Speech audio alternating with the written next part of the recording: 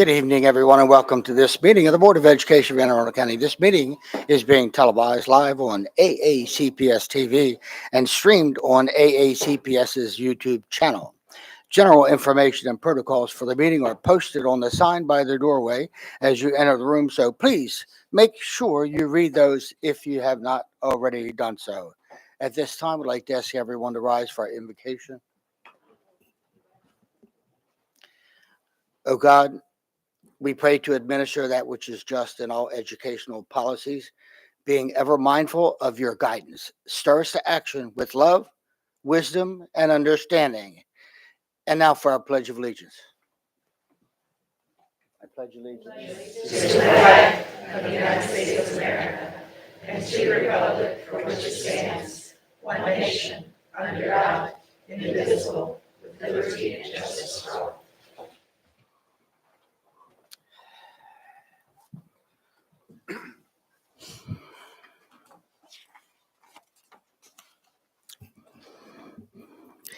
And now we're going to move on to item 2.03, the approval of the minutes. Do I have a motion? So moved. And a second? Second. So we have a motion and a second to approve the minutes. We have consensus. We do. Okay, we're going to move on to item 2.04, establish the agenda order. Do we have a motion? Move to approve as written. Second. So we have a motion and a second. Do we have a consensus? Thank you.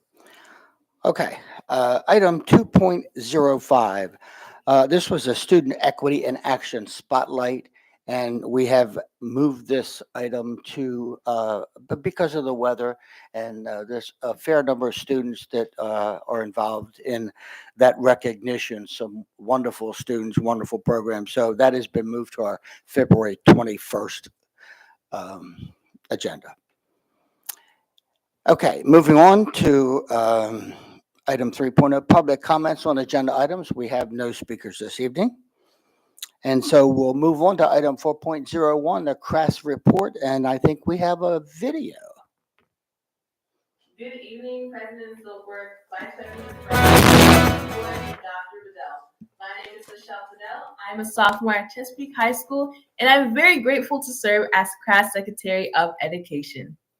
Since the last update, CRAS has held 2 meetings, one virtual town hall meeting and a virtual executive team meeting. During these meetings, we discussed student concerns, gave departmental updates, and planned our upcoming middle school General Assembly. The Constitution Revisions Committee, chaired by parliamentarian Jacob Urban David, held its last meeting on January 4th. They worked diligently throughout the year to revise the Constitution, amending, adding new positions, and having informative discussions. The revisions will be sent to SGAs to be ratified in early February. The CRAS Legislative Committee hosted an interest meeting on January 11th. The committee shared their process for tracking bills during the session. We also discussed education-related bills of interest. It was a great kickoff to the 2024 Maryland legislative session. Speaking of Maryland General Assembly, our first pages reported last week. We are thankful for this incredible opportunity for our students and know our pages will value this experience. Middle school students from across the county will join us at Northeast Middle School on Thursday, January 25th for Wellness Wonderland.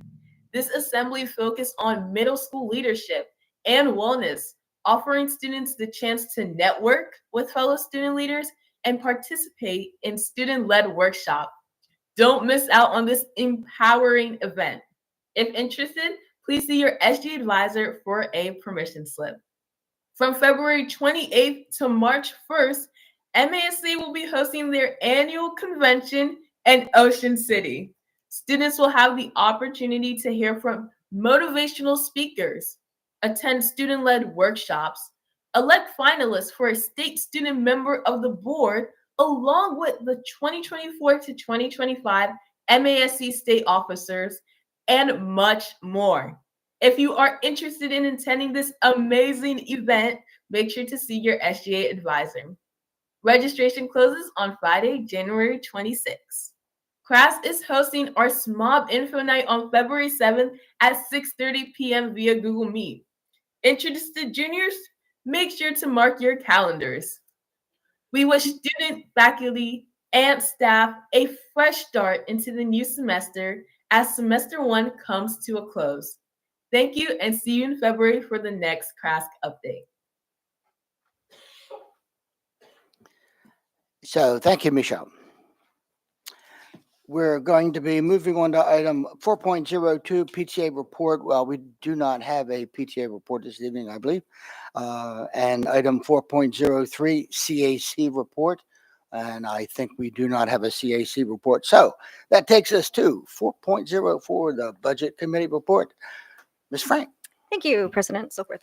The Budget Committee met today, January 17th, to review the process for the current budget cycle. Our public hearing that was scheduled for January 9th was canceled due to inclement weather and has been rescheduled to January 25th and remains at the Old Mill High School location at 6 p.m. Due to this change and to account for the board's desire to be responsive to public comment, the committee agreed to extend the timeline for submitting budget amendments. I appreciate the flexibility of staff and their teams to be able to accommodate this request. I know this gives everyone a bit of a shorter deadline, so I thank them for being gracious and understanding in that. And we know that no one can help the weather, and everyone has done their best to ensure a timely and seamless process. Thank you. Thank you, Ms. Frank. So we'll move on to item 4.05, the President's report. We have a few things. First of all, on Saturday, January the 6th, Dr. Tobin, Ms. Shalhai, and I attended the TAC Legislative Happy Hour, and we met with many of our political, both city, county, and state legislative friends, including Mr. Pittman, our county executive. We did have a great opportunity to network with TAC leadership and many TAC reps. This was a great opportunity to talk with many educators and political friends to continue the process of building solid relationships, which will certainly help us make great decisions for our students. On Monday, January the 8th, 2024, we held our 9th annual legislative breakfast here in the caucus room, which was very well attended. All Board of Education members were present for a great opportunity for collaboration and once again building relationships. It was very successful.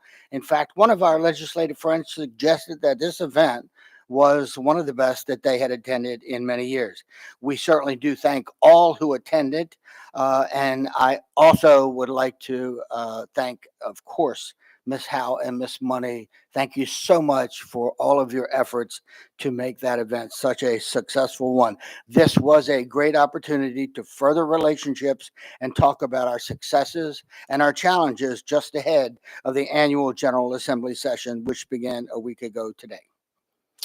Now, on Friday, January 5th and Friday, January the 12th, Dr. Tobin, Ms. Shalheim, and I also had the honor and absolutely the privilege to attend Unified Physical Education and Dance Showcases at North County High School and Savannah Park High Schools. These events, if you haven't been to one, are absolutely uplifting, amazing events for all of us. We congratulate all of the students from all of the schools that participated and all of the staff, including many staff from central office here who were there to help organize, or they simply showed up to support the event. And finally, the board will hold its second and final public hearing on Dr. Bedell's recommended fiscal year 2025 budget at 6 p.m. on Thursday, January the 25th at Old Mill High School. Testimony at that hearing can be delivered in person only. Those wishing to testify may sign up at the auditorium beginning at 5 p.m. Anyone who did testify at the January 9th hearing may not testify at the January 25th hearing. The board will also hold a public workshop on Dr. Bedell's recommendation in this boardroom at 7 p.m. That will be tomorrow night. This will be a chance for the board to ask questions of staff about the recommendation. No public comment or questions will be taken at the workshop. So that does include the president's report. Okay, we're going to be moving on to item 4.06, Superintendent's Report. Dr. Bedell. Thank you, Mr. President. To this school board and members of the community, this superintendent's report will be a little bit lengthy today as there are a number of important items that I need to cover, including the decisions that we've had to make over the past week around school closures, school delays, asynchronous learning, synchronous learning, and I think it's important that we put some things on the record for the community at large. So let's get started. Thank you again, President Silkworth, and thank you for mentioning the legislative breakfast. It is a great chance to continue our work with our partners in government. The session is just a week old today, and there's a long way to go before it adjourns. I just want to remind everyone of the top priority of this board and myself and this administrative team, and that is calendar flexibility. As you can see here on the screen, our goal at this point is to work on removing us from being confined to 180 days and the minimum number of seat hours to the minimum number of seat hours, because we think that that would allow for AACPS to build a calendar that's more responsive to meeting the needs of our students, educators, and this community as a whole. And it would also help eliminate the need for so many early release days that once again has contributed to some of the decisions that we had to make today as it pertains to school. But it would also allow for us to begin to look at some innovative ways that we can conduct schooling a little bit differently where needed. And it will allow for us to adhere to the innovation that the blueprint law is calling for school districts to embark upon. So we're looking forward to hopefully seeing this get through this year, even if it's just through our local delegation for AACPS. I also want to put in another reminder for people to participate in our #BePresent program. As you all know, this program really allows for us to bring the community back into schools. It allows for us to continue to build and enhance relationships. And just a reminder, we will provide training and we will also pay for the background checks for any of the individuals in our community that's interested. You can see here that we have a website where you can go to www.aacps.org/BePresent. As we normally do, I want to update everyone on our vacancies. As you all know, today is January 17th. This is where we are at this point compared to last year at this time, 118 teacher vacancies, along with compared to 197. You can see the transportation situation is continuing to improve throughout the school year. And so we know that we still have work to do in this area, but when you look at our numbers compared to last year, we're in a much better situation from a staffing standpoint. When you look at classroom teachers, transportation, of course, food service workers, and we're still below with our custodians at this time. As you can see, crossing guards have been static and continues to remain static. And so we know that that's an area that we have to continue to work on with our county partnership that we have.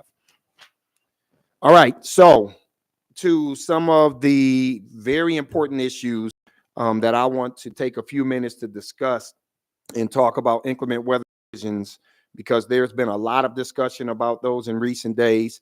I'm fully aware of the number of emails that the 8 school board members have received regarding our decisions. As you all know, as a community, we have been very transparent about our plans in the case of inclement weather. And we've done that earlier in the school year where that was approved. The other piece that I want to share with many of our parents and community members who have submitted emails, I received a number of those emails today. I've responded to the vast majority of those emails. I even encouraged people to log in on to the board meeting tonight to listen to the superintendent's report in an effort to try to help provide some more context. And I have to say this before I read this. This is one of the things that any superintendent will tell you is probably the absolute worst part of our decision making as leaders. I've been doing this for 8 years, 8.5 years now. I don't know a single time that I have made a call to close school or delay school or do an early dismissal where it was met with a whole bunch of positivity. And so there's nothing different about what we have experienced here in Anne Arundel County. And so I do understand as a parent the frustrations. I too am a parent in this school district. I understand the frustrations of your kid not being able to get on the day, and we will talk about that. I also experienced it as a parent. My daughter also could not get on this morning because of the bottlenecking that occurred with Bright Space. But let me go into giving you all the update around how complicated this process is. As I said during my report at the last board meeting, these decisions are never easy, and there are many complicating factors. I would like to talk through the last several, though, to help people understand what went into these decisions. The 2-hour early dismissal on January 9th was prompted by a solid forecast for significant rain and heavy wind. We were concerned about getting students home once we got them into our buildings. We made that call and we communicated it the night before. On January 10th, we made a decision to change to asynchronous instruction, and it was because of two key factors: flooded roads that prevented safe travel to school for significant numbers of students and employees, downed power lines, more than 13,000 people without power when we met to make the decision. That's why we went to asynchronous instruction. It allowed people without power to log on when their power came on. It also alleviated pressure for teachers who may have been without power. I've received some emails where people were saying, you all knew you were going to cancel the following morning, so why would you just give us this delayed announcement just to then go and cancel? We were in the same boat as every other school district. You cannot predict weather patterns. You cannot predict the amount of damage that will happen in a particular community. So it may look different from one county to another. So that is the reason why we had to wait until we made that decision in the morning. And I know that we made an announcement that we would let families know by 7:30. I believe we ended up notifying families by 7:25. I own that. We learned from that, and the next time that we had to make a decision, we made sure that we notified families by 7 a.m. So this is my first time as a superintendent going through the process here in Anne Arundel County, and these are first-time events in some cases that we're experiencing like today. And so I will not sit up here as a superintendent and proclaim that everything was perfect, because everything wasn't. But what I will say is, early on, I 100% stand behind the decisions that we have had to make in these 3 different days of that we're discussing. Yesterday was the easiest call so far. There was too much snow, too many hazardous roads. So we did what I said we would do in those circumstances, and we gave everybody a traditional snow day. I promised that we would not take away traditional snow days. I saw a number of pictures of staff members enjoying that day with their children. I too went outside and had a chance to build a snowman with my daughter. And so I want people to know that we take these traditional snow days very seriously, which also means that in order to honor those traditional snow days, there are going to be days where we know there's not opportunities to go outside and play in snow, that we have to then utilize some of our virtual learning modalities in order to protect people's calendars when we get into the month of June. Today's decision was complicated by the planned 2-hour early dismissal to provide teachers with negotiated time to complete grades for the second marking period. It was clear to us that ice on the roads was going to be a big deal, so bringing students and staff into schools was not an option. However, we had 4 choices. Option 1, call off the day like we did yesterday. That would have extended the school year by another day and forced a change in the semester break planned for Friday, because our calendar and our attack negotiated agreement call for 2 consecutive early release days at the end of the second marking period prior to 1 non-student day was in play. Additionally, which we have not added in here that I will add, Had we made that decision and we're talking about shifting to Friday, there's no guarantee that we're going to have school, that we would have been able to have school on Friday, because Friday we're expecting another storm. So to then disrupt the calendars and the schedules of parents who have already made arrangements on Friday, it really was a perfect storm for why we had to take the route that we had to take today, because there's no guarantee that Friday would have been a day to have school. Option 2, shift 2-hour early dismissal to a 2-hour late arrival. This was not a good option for 2 reasons. First, parents and employees were likely unaware this was even a possibility. So moving schedules at such a late date would be problematic. But second, because of the temperatures, the road conditions at 7 a.m. were likely to be the same as they would be at 9 a.m. So shifting gained us nothing in terms of safer travel. And if you were watching the news earlier today, there were other school districts who had a delay. And then because they saw that some of the icy conditions weren't going to improve, they decided to call the day for school today, where they did not have school. So once again, I felt that we made the right decision. Option 3, move to virtual asynchronous instruction. The state allows us 8 days of virtual instruction, but only 3 of those can be asynchronous. So it's not that easy to move and pivot to an asynchronous day. We felt we didn't want to use a second one at this juncture, especially because there were few power issues impacting us this morning. Option 4, virtual synchronous instruction. This allowed for a predetermined and published schedule to be used, which was presented to our community and to our workforce earlier this school year.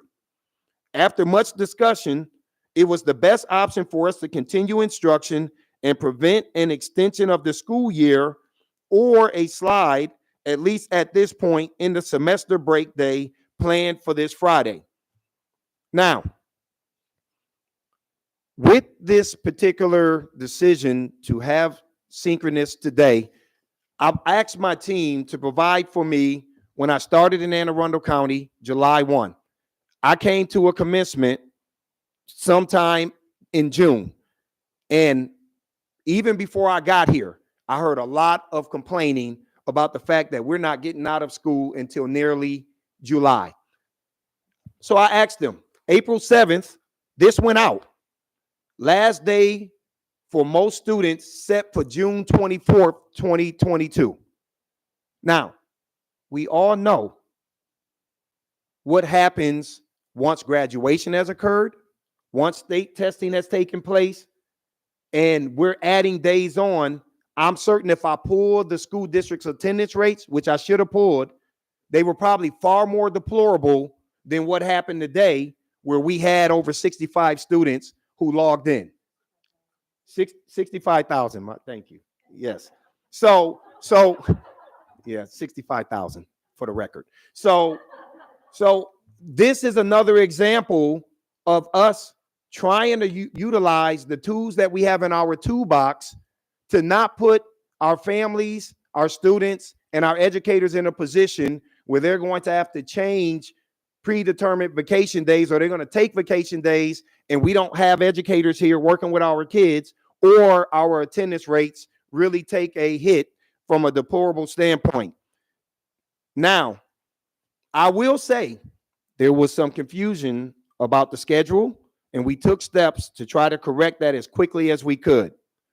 We'll continue those discussions, and we will try to make things even more clear should this situation come up again. But I must say this to everybody. This is Anne Arundel County Public Schools' first synchronous day since we've concluded COVID. I understand the trauma associated with what everybody went through with COVID. I went through it as a superintendent.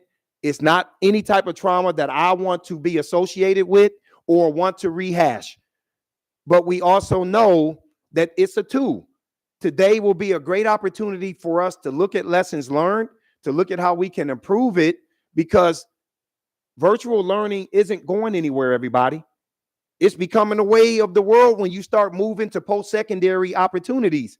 Many of our folks who do their doctoral degrees, most of that is done on a virtual learning platform.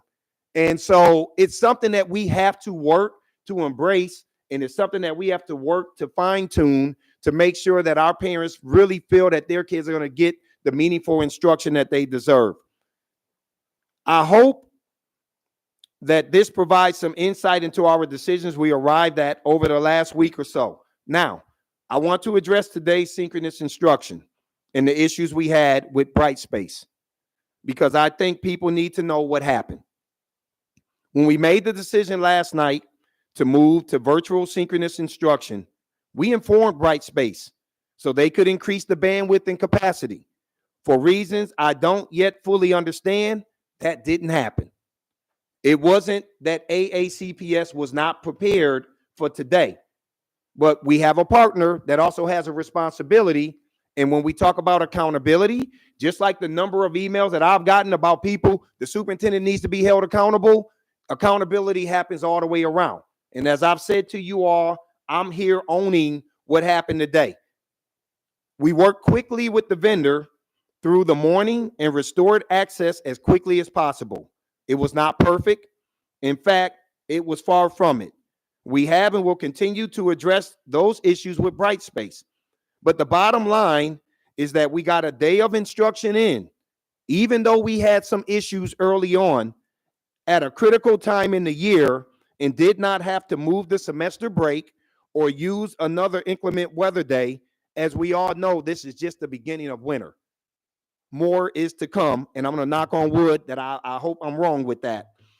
And that brings me to my final point, and this is really important. I want to thank our amazing teachers, operations and support staff, principals and administrators, central office employees who have stepped up and pivoted over this last week to make instruction happen across this county. As stated earlier, this was not an easy decision to come to, so I want to thank you all again. Safety above all else, which is a major theme that continues to rise as we have our community conversations about the strategic plan, will always guide our decision-making for students, faculty, staff, families, and community at large.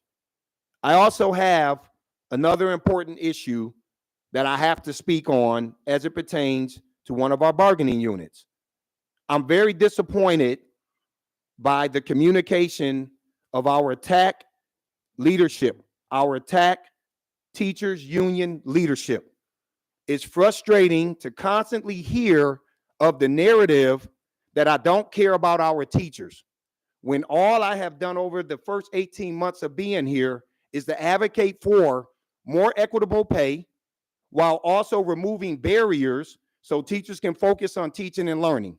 Workload reduction has and continues to be an area of major focus, and more changes are coming under the leadership of our Chief Academic Officer, Dr. Marquise Duarte, as a part of Phase 2 reorganization. I would like to take this opportunity to thank AEL, SAAC, and ASME for their collaborative spirit. Although we don't agree on everything, we meet well in advance, we sit down, we try to collaborate, we try to give information in context before a decision is made, and the intent is to walk out of that room really on one accord and an understanding so we can articulate these things to the members that we represent. Unfortunately, this hasn't been the case for tax leadership. How is it that I have been touted as a leader who values and support teachers as professionals, but now I don't care about teachers? Let me read two quotes to you provided to media by two former union presidents that I have worked with closely. January 16 of 2016, this was quoted on Channel 41 News and also in the Kansas City Star from Abby Baton, former union president in Baltimore County Public Schools. "I'm crying," said Abby Baton, president of the Teachers Association of Baltimore County, "because if he gets this position, we won't have him anymore. If I was a little younger, I'd follow him."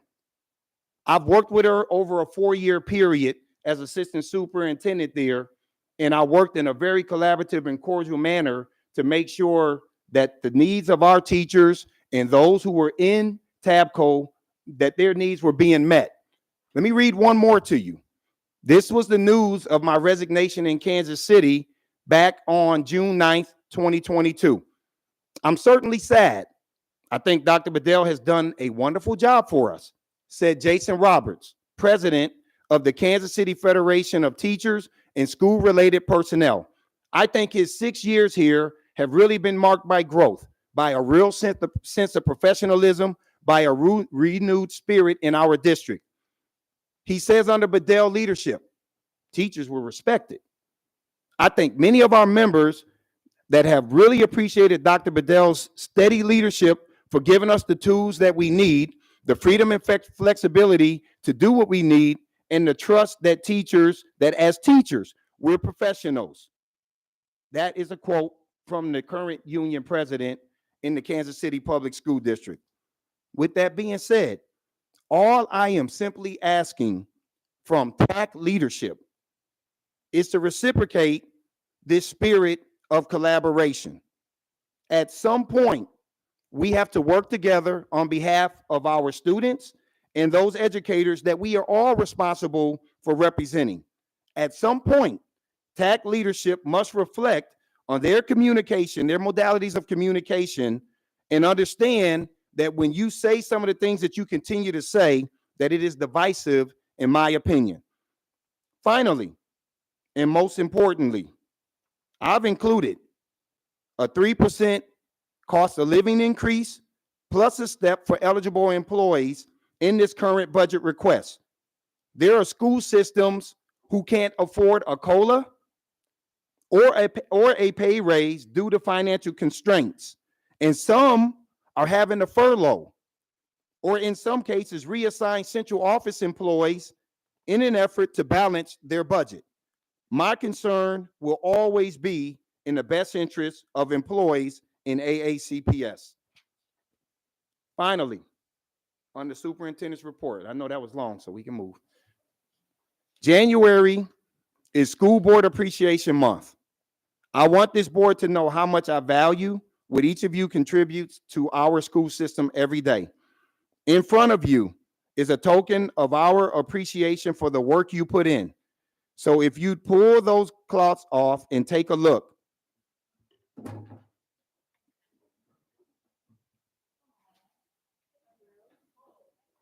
These are pieces of art done by students in our district. Each of you has won from a student in your district. That student's name and school are on the back of your artwork. And if you are interested, we are happy to set up a time for you to meet the student artist who did your piece at their school in the near future. So thank you all for what you do. And I think at this point, we're going to ask everyone to come together for a photo, and then we can continue the business of the district. All right. Thank you, Juliet James, our Southern Middle School person. How cool.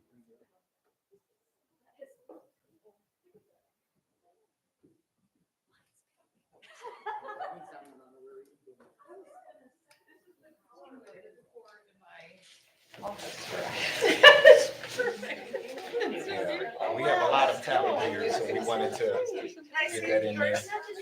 I know, we know, but that was intentional. We know. Should we do our order? Sorry. No, I'm just saying the. Oh, yeah, the height. Yeah. Because they're metal, if you can turn them down just a hair. Is that better? Is that just like, that's good. Take a couple.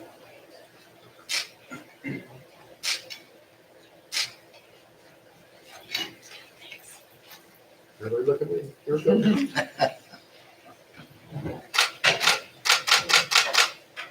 Thank you. All right. Yeah. Thank you all.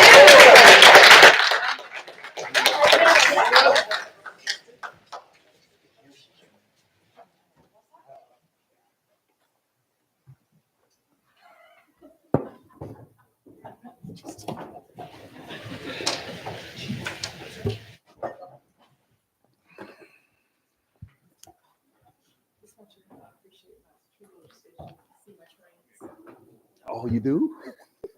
I'm glad. Oh, man.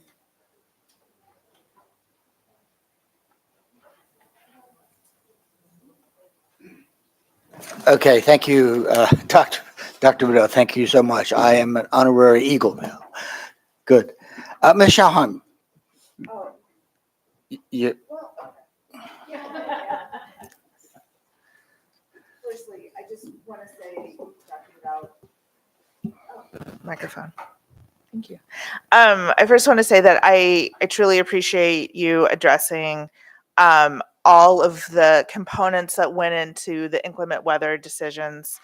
I was one of the board members today that got hammered with a lot of incoming messages and was on the phone most of the day.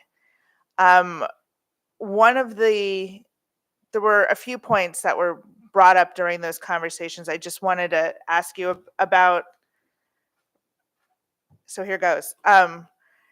One of the ideas from a constituent was that we just open schools and just have anyone who can come be there. I know the answer to this, but I would love to hear the official one of why that is not possible. Yeah, it's not possible when you have icing on the road, and then that means you will have to require that faculty and staff members have to get out in treacherous conditions. If you drove on a number of the side roads today, there were many that were in pretty poor condition, even as close as 2 blocks from here. So I can imagine what it was like in some of our more rural areas where the roads didn't get touched at all. Thank you. And, for the record, the roads in my neighborhood weren't touched either. It's a whole different thing. If you live right on Route 2, you're probably okay. If you don't, it was a little dicey out there today. So I just wanted to get that on the record. The other question I'm sure we've all been asked is, why do we choose to close the school system en masse as opposed to by clusters? So I wanted to get that on the record for those listening at home. Yeah, for the record, I hopped on a phone call last week with a parent when we did asynchronous learning. And the parent apparently had a pretty bad experience a couple of years ago when we had to do this, and he felt like he didn't get the answer he wanted. And so I called him and I said to him, there are many factors that you have to take into account. So you live in the Broadneck cluster. So the Broadneck cluster didn't get hit with some of the flooding issues, some of the power wires being down, some of the trees being down. So your area is fine. So yeah, we could have easily had school in your area, but what I need you to understand, there are a number of teachers who commute into Broadneck, who have to come out of some of these other communities where the roads were impassable, where ultimately we're going to potentially put ourselves in a situation where they can't get out. So now we have substitute teachers who can't get out. So we have kids who are at school and we're not properly equipped to service those students. So it's a lot of other factors that go into it. It's easy to say, let's just focus on 1 or 2 clusters. But also last week, we had 9 of the 13 clusters, based on my updates from our operations team, that were impacted in some type of adverse way. So if it was 1 or 2 clusters, that's a much easier decision to make, because we don't think that would impact the system to the extent that 9 clusters that were impacted with some form of issues were. I really appreciate that. And that was for those watching at home, and I appreciate your answers. Thank you. Thank you. Ms. Frank. Thank you. Very kind, much appreciated, Dr. Bedell. That was very, very thoughtful, and it was very appreciated. I had a couple of similar questions to my colleague. And a lot of these I know, but just to kind of follow up, how many school days are we allotted in our calendar before we have to move into summer break? We are allotted 3. 3. And so far we've had 1 asynchronous day, 1 snow day, and 1 synchronous day, correct? Correct. So that would be 3 days, correct? That would be 3 days. So looking at our potential Friday night weather situation, we would be without the ability to maintain our current calendar if we have to close schools. Is That's that correct. The only good news about Friday is we don't have students because it's already a planned day off. But had we made some Mhm. adjustments, which was something that we discussed over a 2-hour period, and Bob Mojo, you can come up and help with this. Had we made that decision, we would have then truly put ourselves in probably a much worse position. Correct.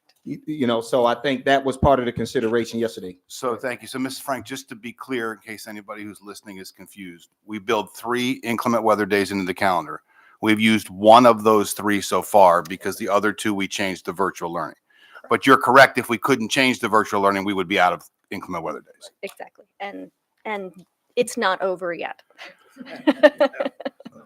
Okay. So yes, I understand. Virtual learning is certainly nothing that any of us want to experience again in our lives, and we're all well aware that it's very miserable. However, what I value more than that is the ability to spend that time with my family and to be able to go on the vacations that we have planned and to be able to have that summer in the way that we plan well in advance. So I do thank you for that. Thank you. Ms. Corkadell. Thank you, President Silkworth, and thank you, Dr. Bedell, for you and your team. This was a fabulous surprise. I just wanted to take a moment of personal privilege to shout out to my to the artist, who I'm going to spend many, many years enjoying their fine work, and that's Juliet James from Southern Middle School. Thank you so very much. This means a lot to me. Fabulous. My favorite colors are in there. I couldn't ask for anything better than that. And I would like to just take a moment to recognize Governor Moore for proclaiming this to be at a state level, not just the national level, to be the school board recognition month. And then subsequently, President Crawford of the state board and MABE's executive, the Association for School Boards executive director, sending us some recognition as well is greatly appreciated. This is one of those, I think, of all the elected positions, at least in our county, it is the most under-recognized overall from multiple levels. So to have that appreciation is very well valued, and I am grateful and humbled. Thank you. Thank you. Dr. Tobin. Yes, thank you. First of all, thank you for this beautiful art. I see Ms. Dykstra there. Thank you. I'm sure you had something to do with this. And I just want to be on record to say I would very much like to meet Ms. Armstrong at some point. I will treasure this. I also, with regard to the move to virtual today, I just wanted to mention, like my colleagues, of course, we all received many emails and other communications, but I just thought while we're sharing some of that, I would add that I had one message from a parent who said, I will take every issue we had this morning rather than a white knuckle drive to school, and I want to share my appreciation with the superintendent and with the school system for putting the safety of our students first. And I had another message from a parent who's, I know was an elementary school student, came down at the close of his virtual day and said, I love virtual days. So there was a multitude of responses, and I think we need to bear that in mind. There were many different experiences everybody had, but as Dr. Bedell said, it was our first synchronous day in a very long time. And I also would just like to add that I believe, correct me if I'm wrong, it is a requirement to have this platform, a state requirement that many people who supported keeping the schools closed while we were under COVID urged us to get and to acquire. And I heard from some of those people today that they were very upset that we had this management system and we were using virtual. But I would just say, unfortunately, we have to, as Dr. Bedell said, understand that virtual learning is one of the tools we have now. And nobody ever wants to contemplate having to move to a COVID situation again. But one of the reasons we are required to have a learning management system is that should we be in that position, we can pivot and we do not have to close as we did at the time for 2 weeks with basically nothing. But no, it is not perfect. So I have every confidence that Dr. Bedell and his staff will learn from today. I sure as heck know Brightspace will. And that we will be in a better a better position if we have to do this again. So thank you. Ms. Stent.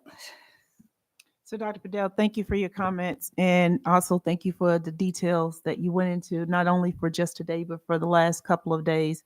It just reminds me of my days as a young first sergeant in the military. I had the responsibility for every increment weather day of making a decision on when to call to say no physical training in the morning. Now, the bad part about that is that usually the weather didn't decide that it want to get bad until about 5 o'clock in the morning.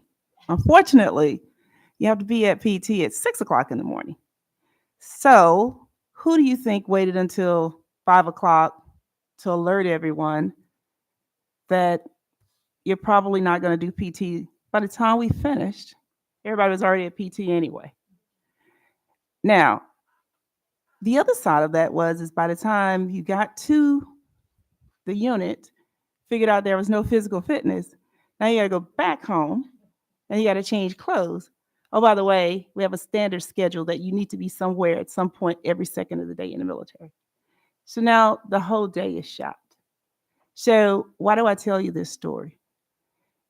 It's not because next time you're going to get it right. It isn't.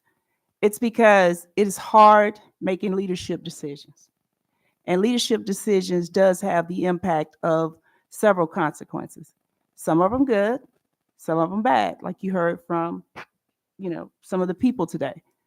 But the good news about all of this is that I hope people go away with the understanding that the passion and the work that goes in from every one of your faculty members, every one of your executive staff is every single day thinking about the impact that it has for our most important stakeholder, our students.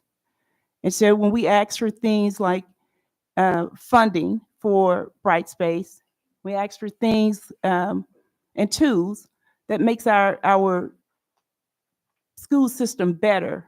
It's not because we don't understand the need. It's because we do understand the need. And it's important that people understand everything that goes into making a decision.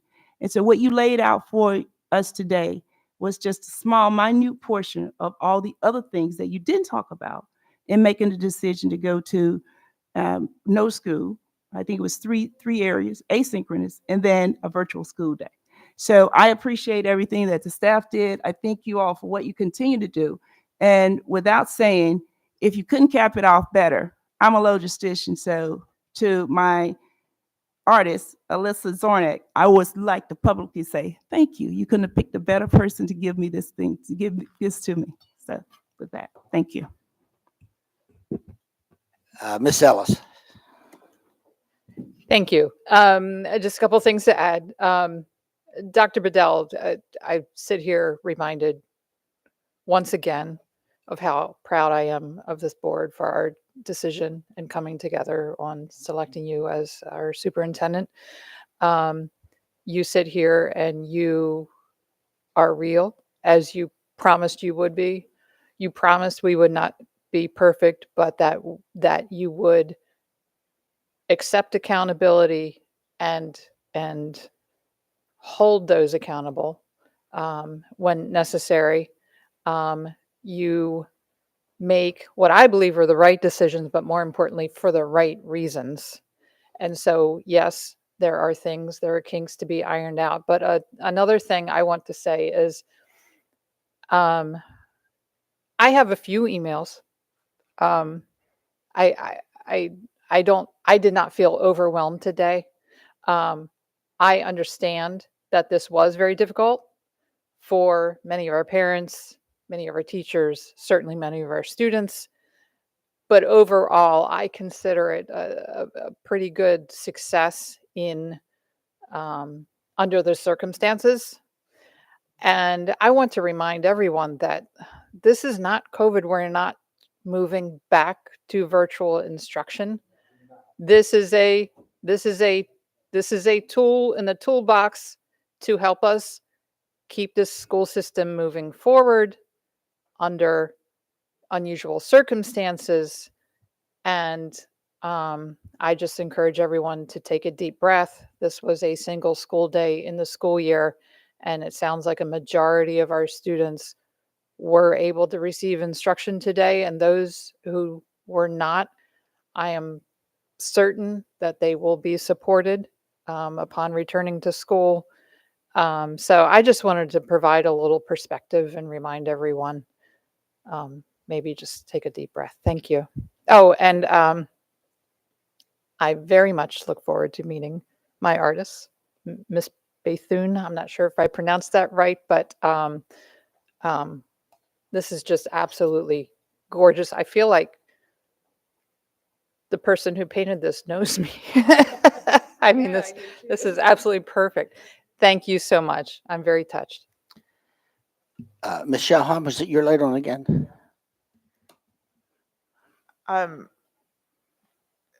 Miss Ellis kind of said what I thought I was going to say too.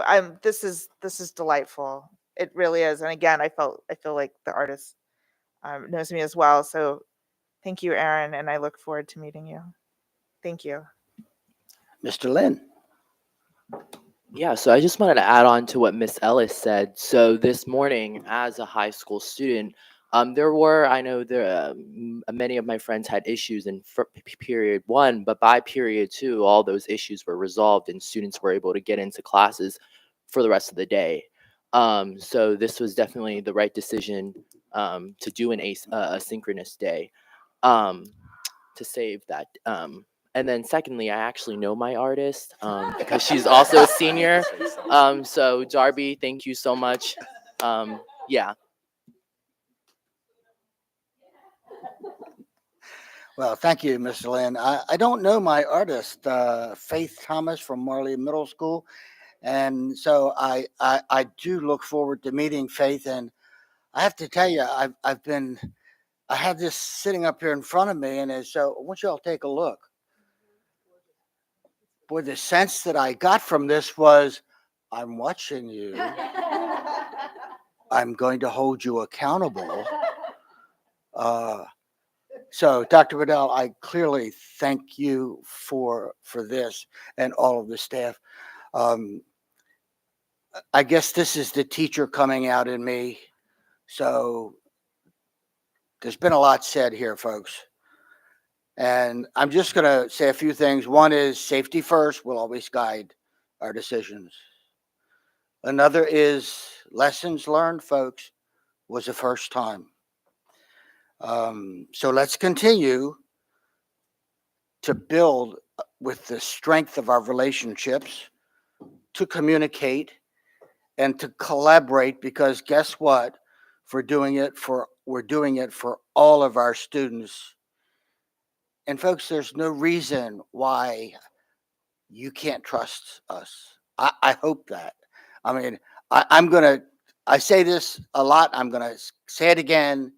I continue to be so very proud and amazed by all of my colleagues up here on the dais. And that includes Dr. Bedell as well.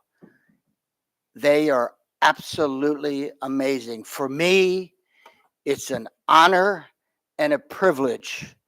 And if I'm talking to moms and dads out there, I'm going to tell you, your kids are in good hands.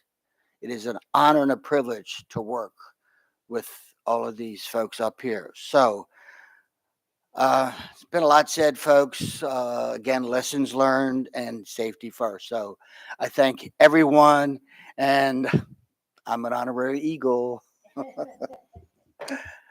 Okay, So I'm gonna close Dr. it out. Riddell. Yeah, so I just, one, thank you all for your comments and your support. Miss Ellis, yeah, today was difficult, right? And every single one of these days that we have to make as a superintendent is difficult.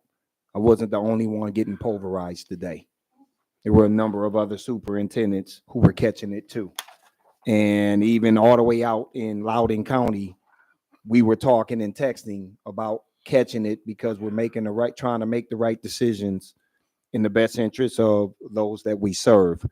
But I also know that this comes with the territory, right? And part of being able to survive as a superintendent for as long as I have is to understand that there are just feelings and expressions that people offer that I have no control over, right? And there are some things that were said today that were real negative, right? That told me that there's something deeper with some of these comments than just this decision.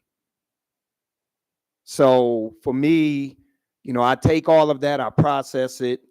I would say 99.9% of what I received today from parents was absolutely reasonable. It was valid. And when I responded, I explained to them that I understand their frustrations.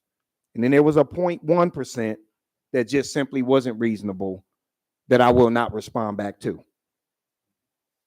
So in the end, we'll continue to push forward. And I want to close out this section with something very positive.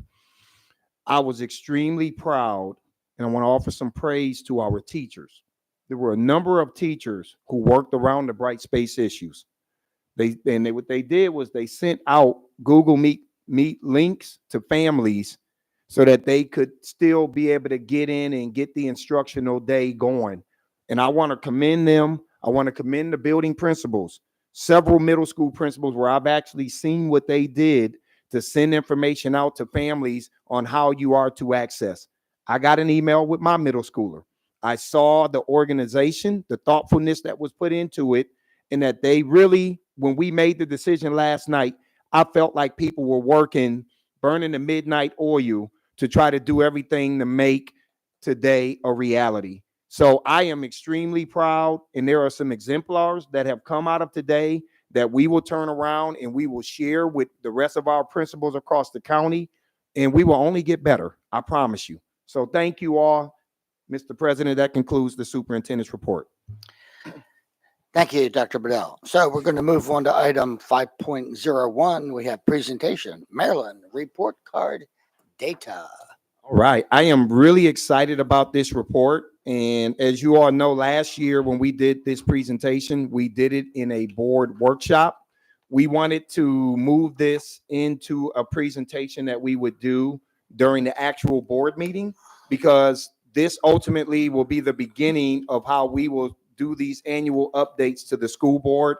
As we finish our strategic plan and we build out a scorecard, the goal is to have a scorecard that will also really be able to show everybody the type of progress that we're making. So we are excited, and I'll pass it over to Jason Dykstra and his team to take us through this presentation. Great. Thank you. Mr. Silkworth, Ms. Frank, members of the board, Dr. Bedell. For the record, my name is Jason Dykstra. I'm the Chief Accountability Officer here in Anne Arundel County Public Schools. I will let my amazing, awesome colleagues introduce themselves as well. Good evening. Michelle Hall, the Accountability Data Administrator for Arundel, Annapolis, Crofton, Meade, and South River clusters. Good evening. Anna Harding, also an Accountability Data Administrator. I have the pleasure of serving the schools in the Broadneck, Glen Burnie, Severna Park, Southern, as well as the Educational Options Cluster. Hello, I'm Melissa Souter. I'm also a data administrator in accountability, and I support the Chesapeake, North County, Northeast, and Old Mill clusters. And they are amazing. So I'll start with the bad news. We don't have artwork for you. We do have a lot of data for you, but we You can't follow artwork. It's like, it's not I possible. want the other Dykstra. Done. Hang on. So we really are excited to be here tonight. Probably it will be very obvious, but we love this stuff. We really do. And it's really great to serve under Dr. Bedell, who equally loves this stuff. He can't wait to get his hands on these reports. So we really appreciate that. We're going to take some time with you today and go over the ESSA kind of accountability system. It's required by federal law. It's also required by state law. And so before we get started, we have a lot of acronyms in education. And so you're going to see some acronyms throughout our presentation. And we just want to give you a second, kind of review that list here for a second, because you will see some of these acronyms throughout our presentation. So just a quick reminder for everybody.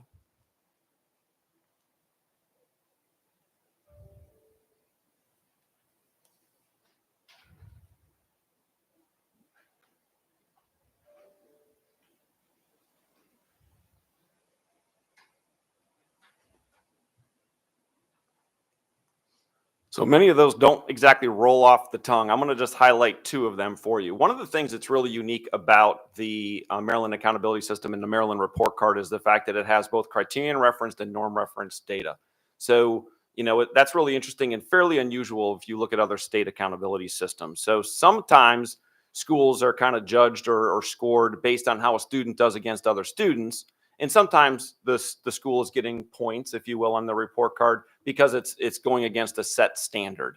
And so that's, again, something kind of unique to Maryland. The other one I want to really focus your attention on is the last one there, FAY. It's full academic year.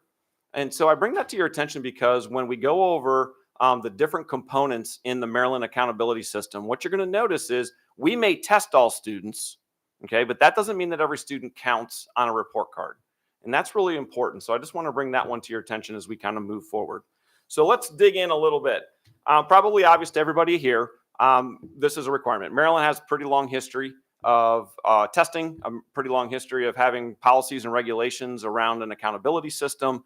And we certainly know that in Dr. Bedell's post-entry plan, we really want every student to belong, grow, and succeed. Well, there's a lot of room in this report card for students to grow and succeed. And you will see that as we go through this report card.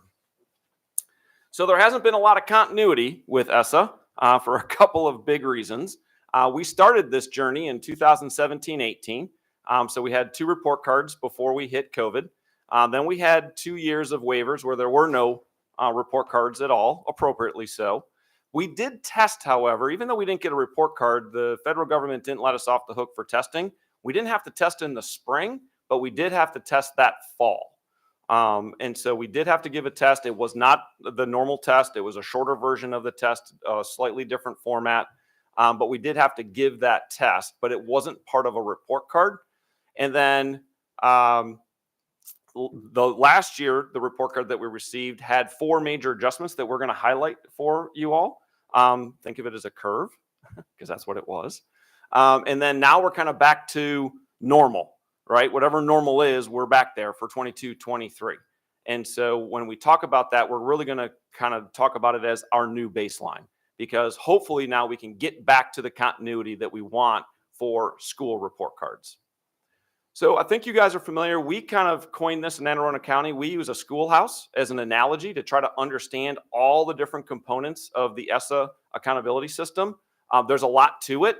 And so this, just for your reference, we kind of look at things through a school quality lens, school progress, English learners, and then ultimately performance. And so you'll see that color coding throughout the presentation. Again, it's just to try to help you understand all the different metrics that kind of go into this. So on your left, you're going to see the ESSA schoolhouse for elementary schools and middle schools. And on the right, you will see the ESSA schoolhouse for high schools. And you'll notice that they're pretty similar, but they're not exactly the same. And so what you'll notice is really 2 distinct changes. One, in elementary and middle school, the highest room with the most points is the growth room. It's green and it's 25%. Well, we want all of our elementary school and middle school students growing. That's wonderful, and that's why the state gave it the most weight. The reason we can calculate growth in elementary schools and middle schools is because students take the state test every year. So we can measure how they do from year to year. In high schools, however, they only take a state test once. So there's really no way to do growth. So rather than growth, if you look on the right-hand side in the green level of the schoolhouse, you will see graduation rate and on-track ninth grade. Two things, graduation rate's been around since the end of time. We've always monitored it, right? It's 15 points, and then on-track ninth grade. So while we don't have growth at high school, we do have two things that are very, very important for all high schools. And then what you'll also notice is different is on the high school schoolhouse, the very top is the one with the most points. That's where we really want to see students shine with respect to testing. So that room is worth 30%. So again, very similar, but there's a couple of notable differences when we look at those school report cards. So buckle up. I'm going to turn it over to my esteemed colleagues, and we're going to take you through the house and review all of the metrics in the ESSA house.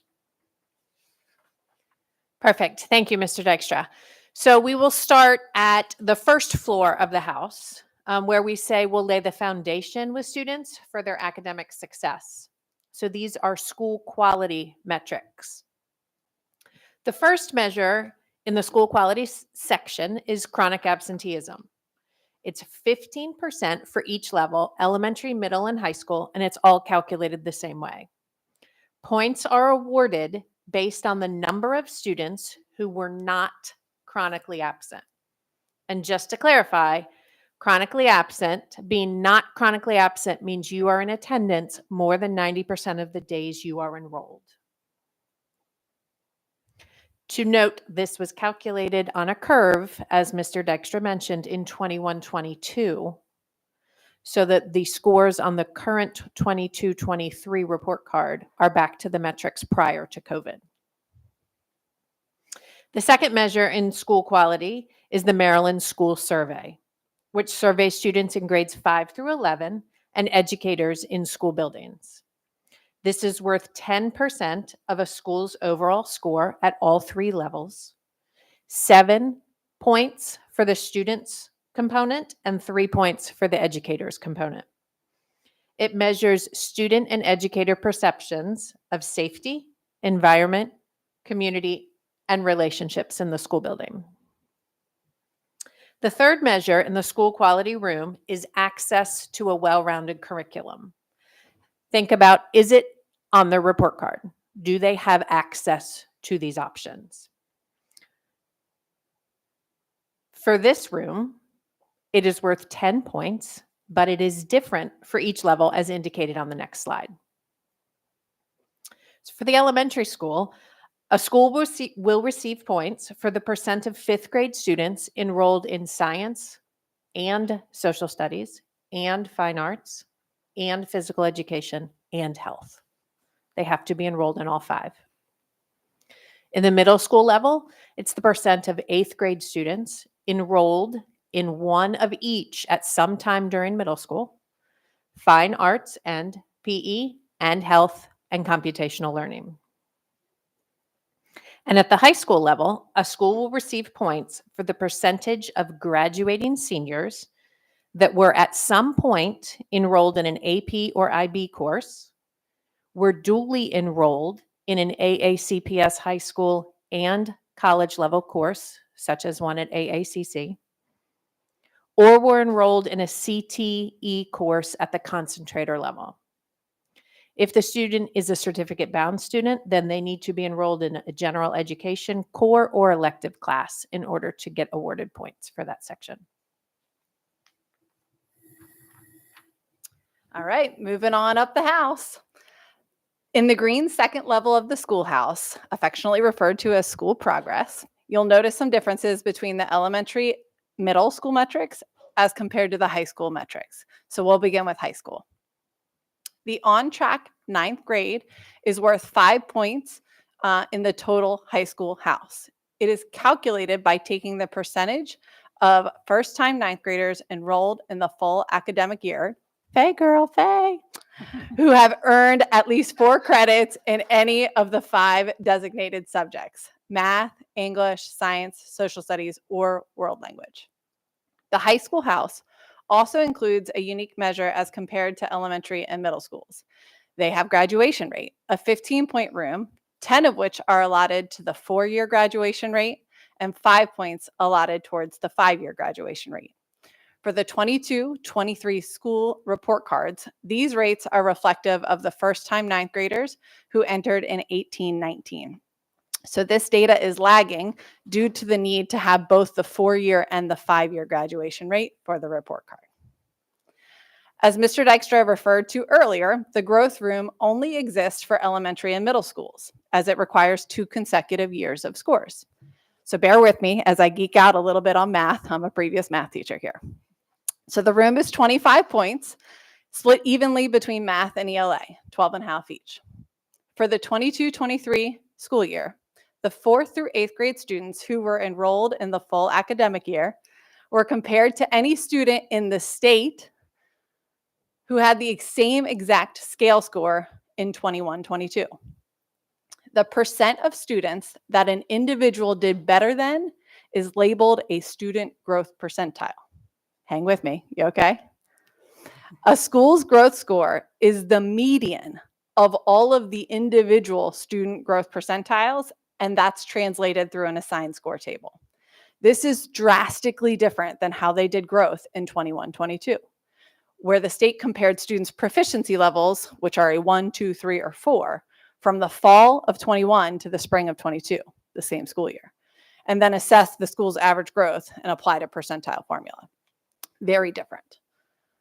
The last room of the green second level of the schoolhouse is credit for well-rounded curriculum, a 10-point room for elementary and middle school and a 5-point room for high school. So you heard Mrs. Hall explain the access to a well-rounded curriculum room. The best way to think about that purple room is what is on the student's schedule. This room, credit for a well-rounded curriculum, is like asking, what did they get on their report card? So for elementary, 5 of the 10 points are the percent of 5th graders who pass all their social studies, fine arts, PE, and health. Those are ands between all of them. They have to pass all 4 of those areas. And then the remaining 5 points are the percent of 5th graders who pass MISA, the MCAP science assessment. For middle school, 3 of the 10 points are the percent of 8th graders who pass all their math, ELA, social studies, and science courses. They have to pass all 4. In addition to the other 7 points, which are the percent of 8th graders who pass the MISA, MCAP science assessment, that's 3.5, and the MSSA for the 3.5 social studies MCAP assessment. 22-23 is the first year that the MCAP social studies assessment was factored into the ESSA report card for middle schools.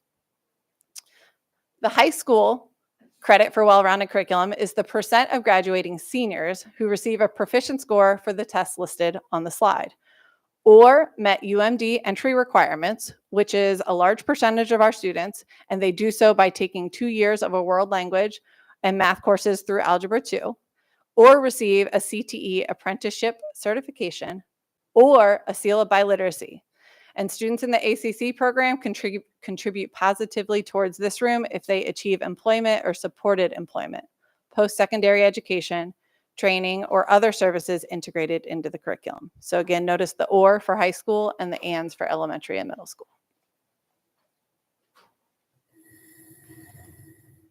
To be a part of the English Learner Proficiency Room, a student must have 2 WIDA access scores in the last 3 years, one of which was from the 22-23 administration. There are 3 ways to earn points in this room. The first is that a student will earn a score of 4.5 or higher and be exited from the program. The other ways schools can earn points are by students showing progress in their English proficiency based on their initial score, growth from the previous administration, and how many years they have been in the English Learner Program. To be a part of the MCAP Performance Room, a student had to be enrolled at a school for the full academic year. I'm not as funny as Ms. Harding. In elementary and middle schools, this room is worth 20 points. Math and English language arts are worth 10 points each. Both contents are divided into 2 measures, percent proficient and the performance index. Percent proficient is the percentage of students who earned a 3 or a 4 on the MCAP assessment. The performance index is determined by taking all the performance levels, 1s, 2s, 3s, and 4s, and averaging them together. These measures are calculated the same way for both math and English language arts. In high school, the room is worth 30 points, 15 points for math, and 15 points for English language arts. The premise of those calculations is the same, but there were some differences. For high school math, the percent proficient also includes SAT scores. However, because the SAT doesn't score using 1s, 2s, 3s, and 4s, as MCAP does, SAT scores cannot be used to calculate the performance index. So it was calculated using very few students, in some cases as few as 10 or 15 students. The ELA scores were calculated using scores from the MCAP taken in that early fall administration Mr. Dykstra talked about in the year 21-22. In 22-23, the scores of seniors were used, but in 21-22, the scores of juniors were used. This means predominantly the same students were used 2 years in a row for high school performance.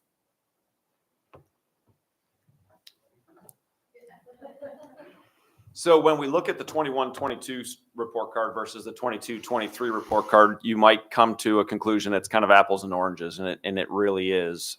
So just to highlight on one slide the actual changes from 21-22 to 22-23. As Ms. Hall pointed out, the chronic absenteeism points chart is back to the original, right? So there's no curve. So think of taking a final exam. One teacher decides to curve it. That's to everybody's benefit. And then the next teacher doesn't. Typically, you don't do as well without a curve. And that certainly was true with the points that we saw across the board. In fact, we know that about a little over 2/3 of our decrease in points was directly attributable to the chronic absenteeism change. So we've kind of looked at that a little bit. The second biggest change that Ms. Harding referenced is the growth calculation. We're back to using scale scores, which are much more discerning versus just 4 levels, right? If a student goes from a 1 to a 1, you get a point. Well, that's a lot different than looking at a scale score across the entire state. So it was much harder this year to show growth than it was last year. Again, think of a curve, harder to get points this year. What do we know about new state tests? It's pretty simple. We don't do real well in the beginning, right? We get better over time. That's been true with every state test that I've been associated with, and I started under the Maryland Functional Math Test. So I've been around to see them all. And we did, the first year a test comes out, we know that the scores are not as good as what we would like, but we certainly know that they go in the right direction. We had a new social studies test, and again, there wasn't a lot of points to be had there. And then as Ms. Souter just described to you, basically for our high school report cards, they used the same students. And those students were basically waived out of math and took a very shortened version of English 10, 2 or 3 years ago. And so it really wasn't very accurate. They really didn't have a chance to improve their score because the state used the exact same students because of COVID and the interruptions of testing with COVID. So that will, of course, get better. So the conclusion is pretty simple. We should not be comparing 21-22 report card to the 22-23 report card. Can we learn from both? Absolutely, we did. But we shouldn't be comparing them. We should be using them for the data that we have to make sure that we're moving forward, recognizing the context and the changes. All of this data is public. It's available on the MSDE website. There's lots and lots of information on it. Of course, they do not use the ESSA schoolhouse that we use as an analogy, but all of the same information is there. All the rooms, the levels, everything is in there. It's very complete. And some of the higher level stuff that you will find is the star rating for the all schools by level, okay? One of the neat things that they do put on the Maryland report card is your percentile rank. They do that by level.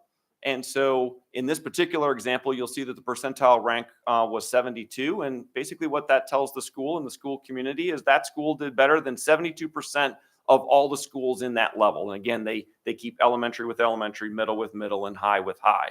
And then they, of course, give you your overall kind of report card score. How many points and what percent did you get on the report card, given all those different rooms and all those different components and metrics in the report card. And then they'll go on and break that down by student group. They'll show you whether there was an improvement, whether you hit your target.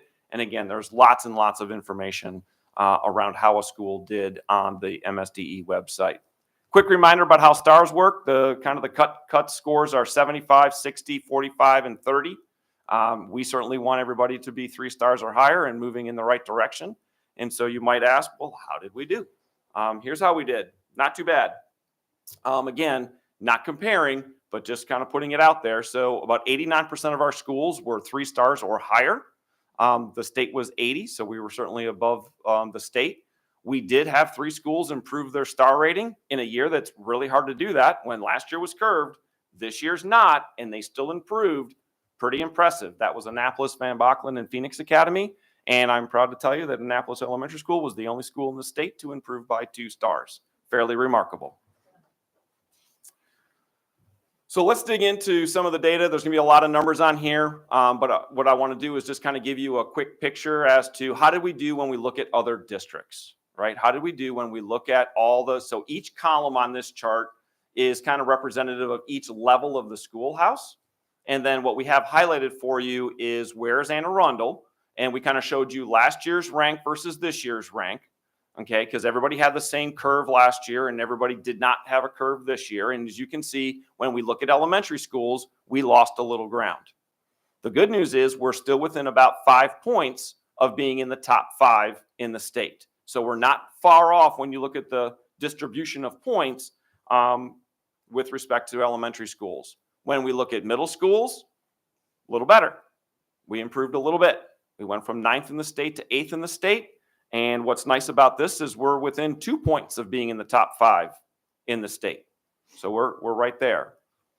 High schools, we lost a little ground again, but we are within 4 to 5 points of being in the top 5. And again, I'll remind you that with high schools, we have that lagging data where we use the same students and some of those ends, as Ms. Souter said, some of the numbers of kids that even contribute to a report card were very small due to the COVID waivers. That will get better over time. We're actually going to show you a little bit of that data here in just a second. So you might be curious, where did we get points? Where did we not get points? And so what we did is we kind of broke it down by level. We color coded it and we looked at kind of the floors of the schoolhouse. And so what you can see here is a couple of things. Number one, our elementary schools and middle schools do very well with that first floor of the ESSA schoolhouse, right? That school quality and student success. They're getting a lot of points there. Our high schools do really well with getting points for graduation rate and on track for 9th grade. They do very well there. But you will see that there's a lot of points to be gained and earned in the future when we look at our English learners at the middle school and high school level. So again, you can kind of see where do we get points, where did we not get points, and where do we get the most points, and where do we get the least points. And so it's kind of a nice summary when you use the ESSA schoolhouse kind of analogy and model. So let's look at testing. You can tell from all the different components that testing plays a large role in the overall school report card for the accountability system. So let's take a look at this. So on the left, you'll see English language arts, and on the right, you'll see math, and we put both years, okay? And so what you're going to see is we actually did a little bit better than we did last year for performance, but we tied. We didn't move rankings in any way, but we did do a little bit better overall on the MCAP ELA test. We also did a little bit better on the elementary math MCAP, but we lost a little ground. So we did better, but we lost a little ground. So performance improved, but not as much as some of our counterparts. When we look at middle school, you'll see a similar trend. We did better, more students passed the test, but we lost ground from across the state. And you'll see the same in mathematics, where we had improvements, but we lost one spot when we look at our other competing districts. High school, different story. So this is, and I'm going to do 2 things here. So this is the students in high school who took MCAP in the spring. So if we look, we can see that we did better on the English 10 test, and we improved our ranking in the state, and our high school students did better on Algebra 1 fairly significantly, and we jumped up to number 2 in the state. I want to remind you, Ms. Sauter told you, the ESSA report card is based on senior performance. So the good news is we know we have the lagging data that the high schools will be using moving forward is better, much better, because these scores will impact future report cards because of the lagging data that we use, right? So these test scores were any test takers in high school from last spring. The results were better. We did better, and that's going to help our high school report cards, just not for 22, 23, right? So it's going to be moving forward that we'll get the benefit of some of that improvement because of the lagging data. So you can see we had some successes. We improved our performance. That's certainly what we want to do. We did lose a little ground, but we need to maintain that improvement. Our district rankings, as you saw, did improve at the high school level, and that will bear fruit here in a couple of years on the report card. Very proud of the fact that 89% of our schools are 3, 4, and 5-star schools, and we already highlighted that 3 of our schools improved in a year that was actually pretty tough to improve. Last thing to note, probably obvious, given the curve and the curve going away, it would have been easy for a lot more schools to have lost ground, and we didn't have that. We know that lots of our schools actually improved in other rooms, and as a result of that, they didn't lose ground, and that was great to see. I'll give you an example. We had an elementary school that actually improved their chronic attendance. That's what we all want, and that, in fact, they improved pretty well, but they still lost points on the report card because of the change of the table. Think about that. They worked hard. They improved their chronic attendance rate, the percent of students not chronically absent. They improved. That's what we want. We want schools getting better over time, but because of the curve, the lack of the curve, they actually still lost some points on the report card, and they're moving in the right direction. So that's why we really have to be very careful when we're looking at 21-22 versus 22-23. We are treating it as baseline data, just like MSDE, just like Dr. Wright's press release. We are planning on using this report card as baseline data as we develop the scorecard for the new strategic plan. And that is absolutely the right thing to do. We have some opportunities. We've already kind of talked about that we need to look at how we're supporting our English learners at the middle school and high school level. We certainly think Blueprint is going to help us with that, with the money following the student. English learners are a very important component. We have work groups working on that right now with what we're going to do with respect to Blueprint, the funding, and what are the opportunities to support those students. We're all extremely excited about the new Reveal math curriculum. We know that that's going to pay dividends, and we're equally as excited, probably should have put it on here, the Science of Reading curriculum for next year. We'll tell you that chronic attendance hurt us on the curve when we got off the curve, but I want to share some great news, some pretty amazing news by statistical estimations. We're about 8% better right now than we were last year. That's a lot. That's not a little. It's hard to move attendance, and that's really significant. If we can hold on to that for the second semester, lots of our schools are going to gain back the 2, 3, 4, and 5 points that they lost on this report card. And remember, we got 28 schools that are knocking on the door for the next star level. So that's going to be a real win if we can maintain that momentum to the end of the year. We know we're moving in the right direction with staffing shortages and transportation. It still played a role, however, in some of our opportunities. It's still lagging. Just a reminder, we were here before you March of last year. We're here in early January. That's better. It's not good enough, but it's better. Right. And so the state is promising us next year that we'll even get data much earlier so we can get it to our schools earlier so that we can impact results better. But we're moving in the right direction.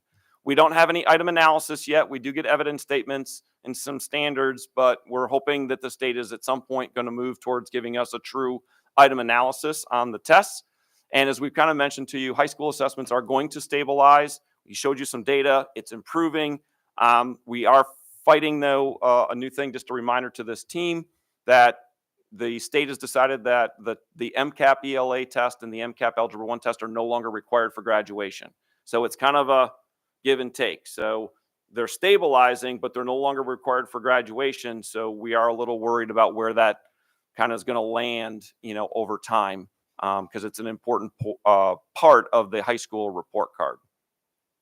Where are we going? Spring's busy. We're already giving the WIDA access test to our English learners. That will end in February. We just had a meeting about it today, in fact. And so we're already off to the races with MCAP testing. We'll be giving our climate survey, the state climate survey, in March and April. Schools have choice as to when they give that. We'll give the 5th grade and 8th grade science assessment in March. We're going to be giving the SAT and the PSAT to all of our 10th and 11th graders. Super excited about that as part of our CCR initiative.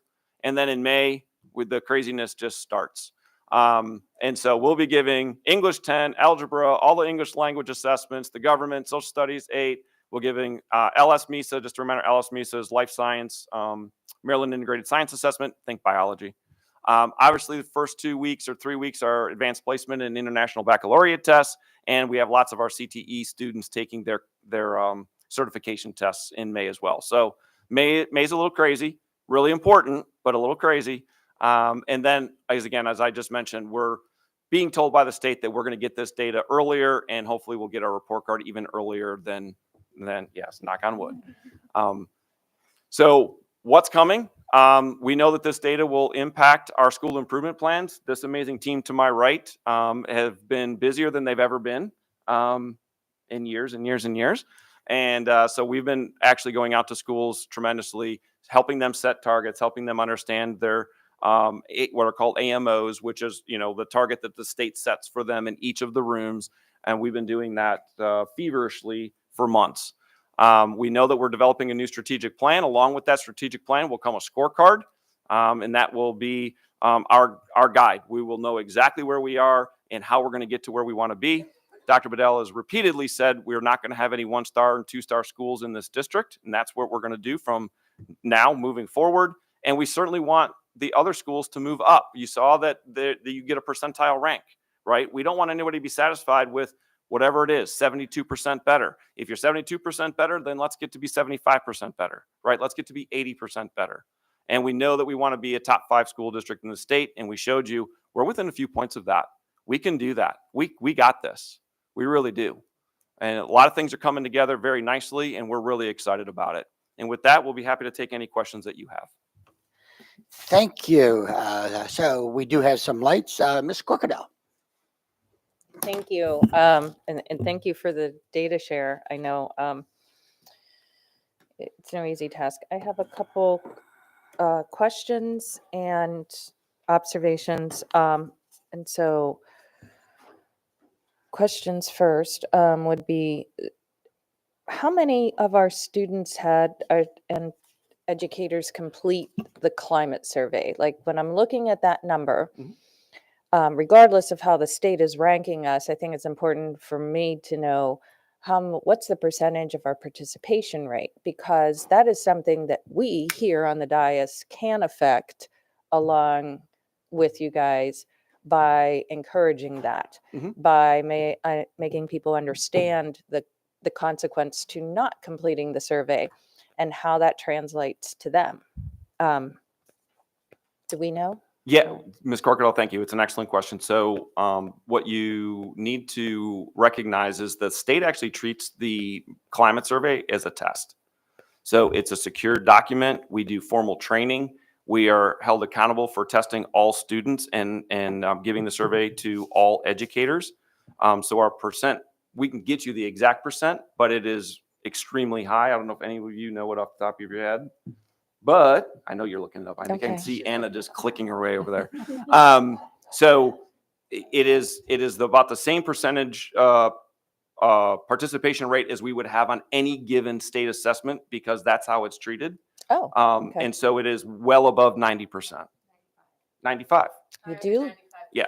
So it is the vast majority, including the expectations to do makeups. So just like if I miss the English 10 test, the expectation is you make it up. If you miss the survey, you make it up. Gotcha. And then, you learn something new every Mhm. day. I honestly, I think of the word survey. I guess Yep. maybe it's the terminology Yep. Or you think is voluntary, or you very do it on your own broad. time. Yes. Yeah, is very Yes. Nope. broad. So I think a survey, and I think, well, how many do we actually get responding? Because I know Right. when we do certain surveys, Our yeah, schools looking actually at schedule that. it like a test. So there is a day and a Gotcha. time, and that is the order of business for that particular period.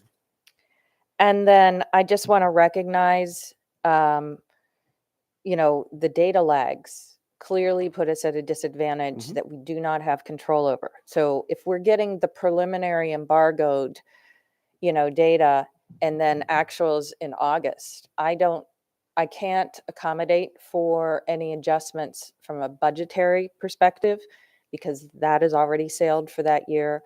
I cannot beef up resources in a particular environment or particular group very easily and readily in response to that data when we do get it.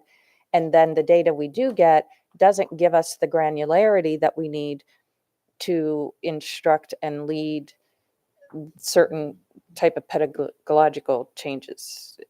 I probably messed up that word there, but moving along. I recognize all of that.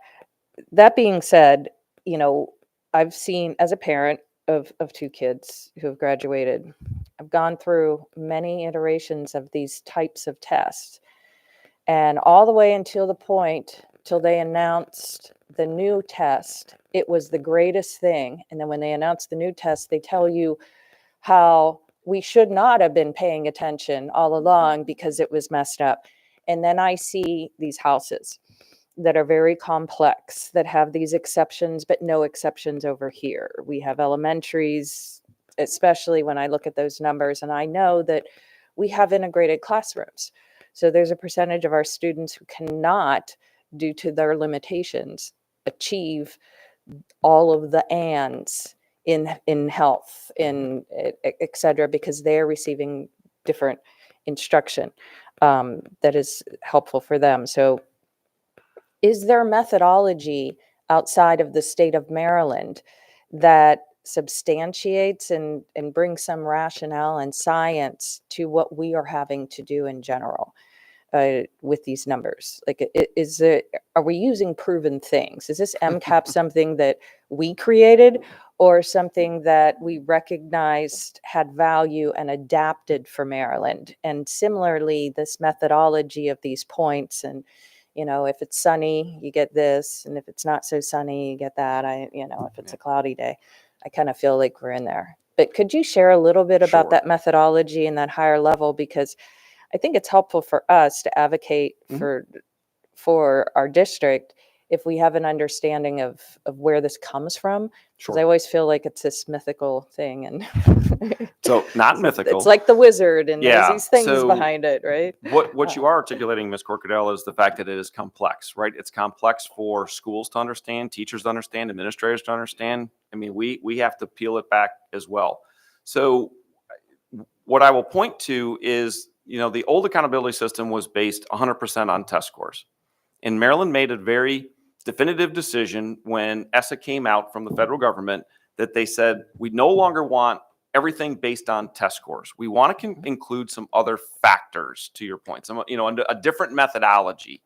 And so that's where we said, well, we want students to have opportunities. That's the access room, right? We want to make sure that kids are getting what they'll call a well-rounded education, right? Where they knew that not in this district, right? But in other districts, things were going by the wayside that the state was not comfortable with. So that's why you see things like fine arts, right, in there, because they wanted students to have certain experiences, and then you see credit for well-rounded education, because not only do we want you to be exposed to it, we actually want you to do well in it. We want you to pass, right? And so the idea was really to spread the wealth. That's how I would describe it to you. So when the state did this, they obviously made a task force and made a work group. And how it compares to other states, I don't know. What I do know is that there was, they wanted to get away from, you have to pass the test to do well on the state accountability system. So they wanted to do growth, because if you're getting better, that's positive, and they wanted to reward schools for that, right? And if your average is going up, they wanted to reward schools for that. So they really tried to look at a number of different ways to kind of score, if you will, a school. From a reliability standpoint, I mean, attendance is very reliable. We do deep data dives, every executive team, and we know that chronic attendance, usually it's number 1 or 2 in how it's impacting our data. So it's very reliable. We know that schools that can improve that room on the report card will probably see dividends in other rooms equally as well. So not only are they going to get more points in the chronic attendance room, they're going to get points in some other rooms because we know the importance of that. And so they really kind of took a more of a well-rounded approach to it. Is it too complex or not? I don't know. Do I like the share the wealth methodology much better than just you pass the test or you don't? I do. I certainly like that approach better. Will it change anytime soon? I'm not expecting that. There's no conversations going on about Maryland revisiting or re-looking at the methodology. So I think we kind of have what we have, and we work really well with schools to try to figure out where can you focus your efforts to kind of get the most bang for buck, you know. And it's not always the room with the lowest points, by the way. It just depends on the dynamics going on in a school and where they can get some more points for the report card. And then lastly, based on that information, I look at CCR, or College and Career Readiness, and we know that the interim standards, they're adequate, they're working, we're all working in them, we're all comfortable with them. But the idea of recognition of the career path that does not include college. I see IB up there. I see our magnet. I see some of our magnet programs, programmatics. They have limited capacity, so the access is limited to the percentage of students who can benefit from it. We have a limited number of seats even in our AP courses, and although we're untangling the how you qualify to get there, we still have to address the percentage of students who could even access it in theory, as a percentage of a whole. When I'm seeing those numbers there in SATs that I know that was reported to this board years ago, that colleges are no longer keeping an eye on. So therefore students are less and less apt to participate in them and perform well in them because they know they can just simply not use them. They can choose to not submit them, so to speak, as part of their profile. And it is very limited. I'm looking at that, and that is not the direction I am seeing the blueprint taking us with the college and career readiness in its performance. Because those percentages of those MCAP and what those requirements for Algebra 1 are going to be has virtually well over half of the students in the state not able to comply. Our remediation requirements are very heavy financially and on our FTE side of a burden, and can limit those career opportunities. Are we recognizing any of our career paths as it's a good school because we're supporting those things equally? Is there any movement to get us to where we will be in alignment with where we're probably going to be in the next 18 months with the new CCR standards? Because this, although this house looks pretty stable, and you said there's no movement on it, what I'm seeing in our what we're going to be required in Blueprint actually is. Could you explain, or am I disconnecting it, or not making a connection, or am I making a connection? It's a good news, bad news scenario, right? And the good news is that for the first time, when the new state accountability system came out, schools can get credit for the way we put up there, the CTE concentrators. So the good news is that schools do get credit for students that are enrolled in a CTE concentrator. But to your point, the majority of CCR currently is kind of geared towards that college readiness. So there's more room to grow. So that's where Blueprint comes in. We are advocating, I can't tell you how much we're advocating. We're advocating so much that the state really, really, really needs to greatly expand the definition of college and career readiness. And then if they will do that, or when they do that, we would hope then that they would put some of those criteria into the S accountability so that we get that alignment that you're referring to. right? We need CCR to be currently it's English 10, Algebra 1, and SAT Math. We know that they're going to expand that, but we don't know exactly how. But when they do, we're advocating that that gets aligned, right? The state accountability system for CCR is in direct alignment to what the blueprint is expecting all of us to do with those pathways that we want kids to be future ready, as Dr. Bedell talks about all the time.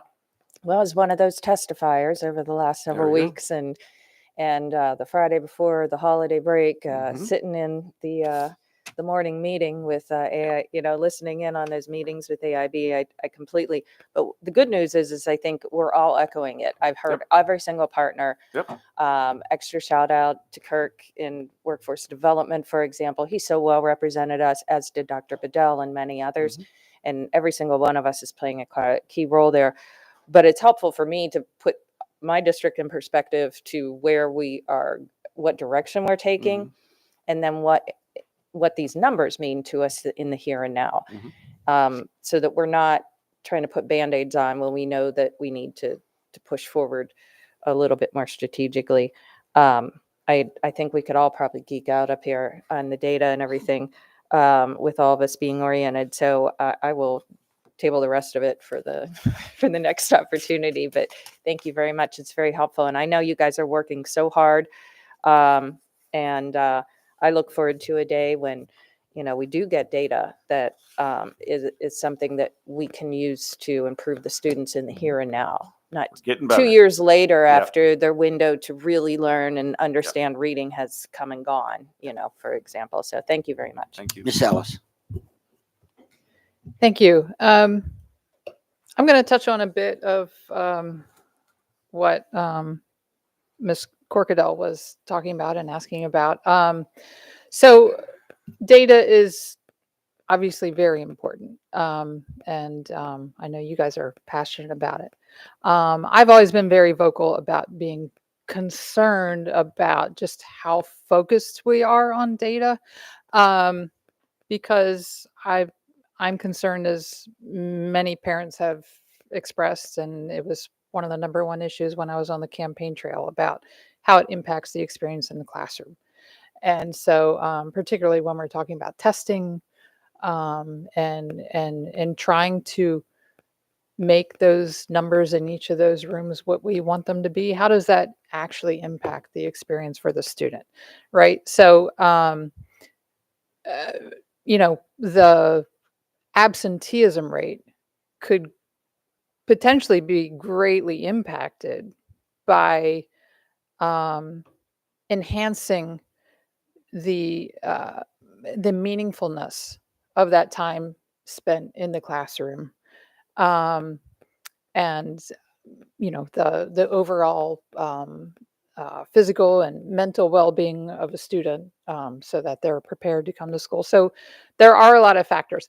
So I was struck by watching this whole presentation, by the the numbers that we're focused on. We've got the scorecard, which is this, you presented it in a house that was created in the state of Maryland, right? And then we have the MCAP, Maryland Comprehensive Assessment Program, again, something created in Maryland. And so I'm not going to put anyone on the spot, to ask you to critique the quality of the tests that are being given in the state, but that could be a factor. And I do worry about how hard we might be trying to achieve certain numbers on a test that I don't know the actual meaningfulness of the tests. Of course, we want our students to excel in math. And of course, we want our students to excel in language arts and all of the core subjects and the arts and everything else. Another thing that struck me was I would have to sit for a while to look at these numbers more closely, but on a glance, I saw that there are some schools that scored pretty darn high on the scorecard who weren't necessarily particularly high on the MCAP, on the testing. And so I do appreciate that there is more going into the scorecard than just testing. But I'm just kind of, I know I'm just spitting out a lot of sort of philosophy about what we should be looking at with our students. But based on that, I just wonder, particularly Dr. Bedell, if you can speak to what this means for what's happening in the classroom and what should we be doing, in your opinion, to adjust to try and make the rooms look the way we want them to look. Why are you putting me on the spot like this? So I think I've been very vocal in my position on this. I question whether what is being presented to our students truly gives us a true indication of what they are able to do and know. And I've had this conversation not only here in the state of Maryland, I've had this conversation in the state of Missouri.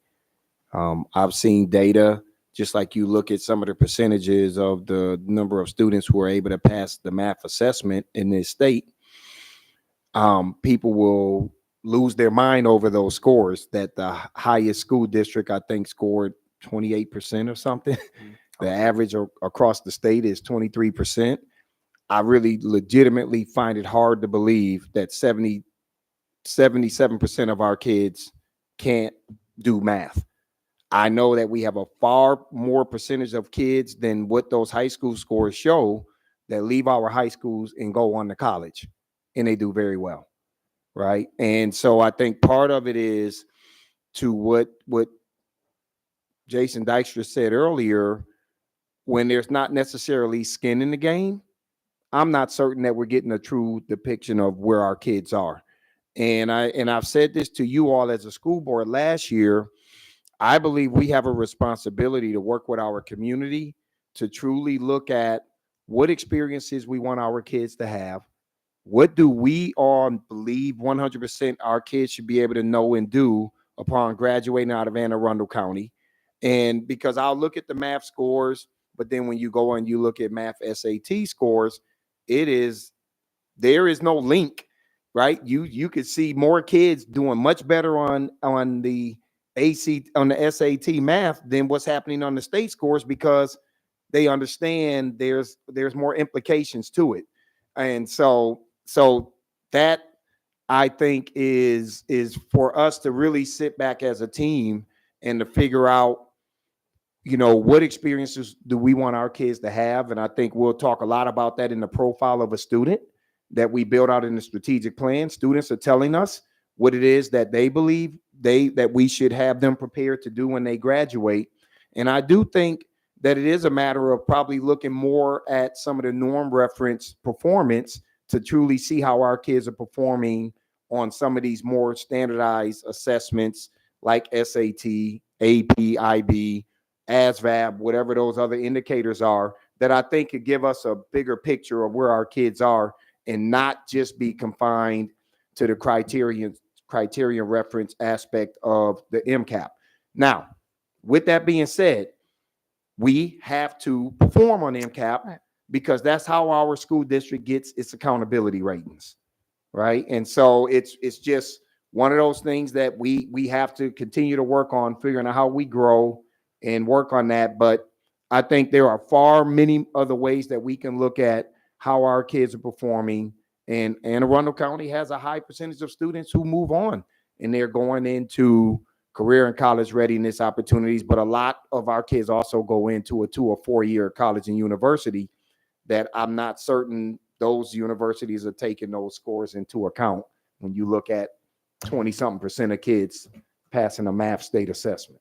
So I get that that could account for some of the discrepancy in the scores on the MCAP versus, say, the SAT. But I also question the quality of the test. Is the MCAP a reasonable assessment? Is it and again, I guess I think you largely answered my question in the way that I asked it, Dr. Bedell, and I'm not going to put you on the spot and ask you to give me your opinion of the actual MCAP itself. But Well, because but I don't, it has to be put out there. because Miss Ellis, part of the, what's hard about it is I don't have item analysis data to really determine Understood. Right. if we're going wrong about how we're aligning standards to the curriculum or if it's a pedagogical issue. That is a huge component that is missing that makes it really hard for me to answer the question in the way that you want me to answer it. Understood. I did not expect you to have an answer as far as the actual content of the test. It's just a valid point that I think needs to be stated and put out there. I've given testimony a couple of times on what largely put me here in this seat was a standardized test that my daughter took in the 9th grade, and it was for English language arts, and it was largely there were questions that were being graded objectively that were very subjective, right? And so I had concerns about the quality of the test itself. And so I think I would be curious, and her English teacher sat down with me privately and told me what she thought of that test, and it wasn't very great. This was years ago. I'm not going to put anyone on the spot right now, but that can be a valid concern. Like, do we really want our students doing well on this? Like, does it really matter if it's not an accurate assessment of what the student's knowledge and skills are? So I would be curious for teachers who have seen and taken, the MCAP to, I'd be curious to hear opinions on that. I'm not going to get that tonight. I understand that, but it's just. We're probably more aligned than you think, but I'm not going to go any further Yeah, than that. I for wouldn't the expect record. you to. Thank you. Dr. Tobin. Thank you. So first of all, I would like to give a shout out to Annapolis Elementary and the principal, Ms. Hartford. That's astounding to raise your ratings by 2 stars. And that, I believe, represents some extraordinary work. I also wanted to mention, I have often heard feedback. I was thinking about the question around the climate survey, especially from families with younger kids who indicate that the kids really don't understand half of what's in that. And that the way it's written, and again, this is not to anybody here, because I presume it comes from the place these things come from. That's the place. That the language of it is often opaque to young children. So that raises, those are some anecdotal things I have been told. Yeah, Dr. Tobin, great question. So for elementary, it starts in 5th grade Right. by design. Right. And what the state has done, to their credit, is if you go on the state website, they actually have the questions available for folks to look at. They're not the exact questions. Right. They're released questions from prior climate Right. surveys, so that you can see, to your point, what language are they using with, Right. the elementary, middle school kids? What language are they using with the high school kids in those 4 different areas that Ms. Hall kind of referenced? So it's more transparent, Right. Which is a good thing. Yeah. Are we using the most student-friendly language that we could on a state survey? Maybe not. Yeah. But I think it's moving in the right direction.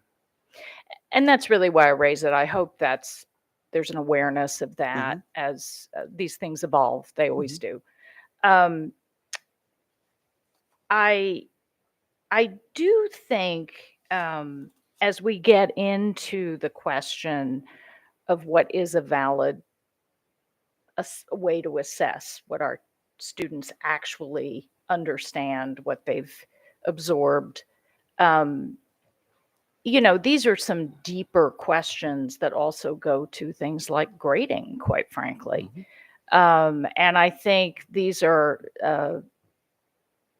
this has been said probably too much, but I think there's just no way around it. Coming out of COVID, we're sort of faced with some fairly profound transitions that we're going to have to navigate. And so I wouldn't be surprised if there's a lot that comes forward in the next period of time, not only around what these assessments are and are not assessing, because interestingly enough, a lot of the philosophy and research behind Blueprint, is exactly around those questions. And so it is pushing us to a sort of different place. I will say in my mind, somewhat ironically, I certainly heard on the campaign trail myself, when I was first running for this office, a lot of concern about testing. Often the very same parents who raised those questions also would tell me they picked their district because of the great start, the great schools ranking. To which I said, well, you sort of, these are the measures we have right now. This is where we have to do the work. And I think that is something worth thinking about, because there's a kind of, if you'll forgive the term, educational project, I think, with the public about really what people understand their child's education to be and what they're looking for. And that gets us to what is, an authentic assessment, which is kind of the holy grail of education right now, in my understanding.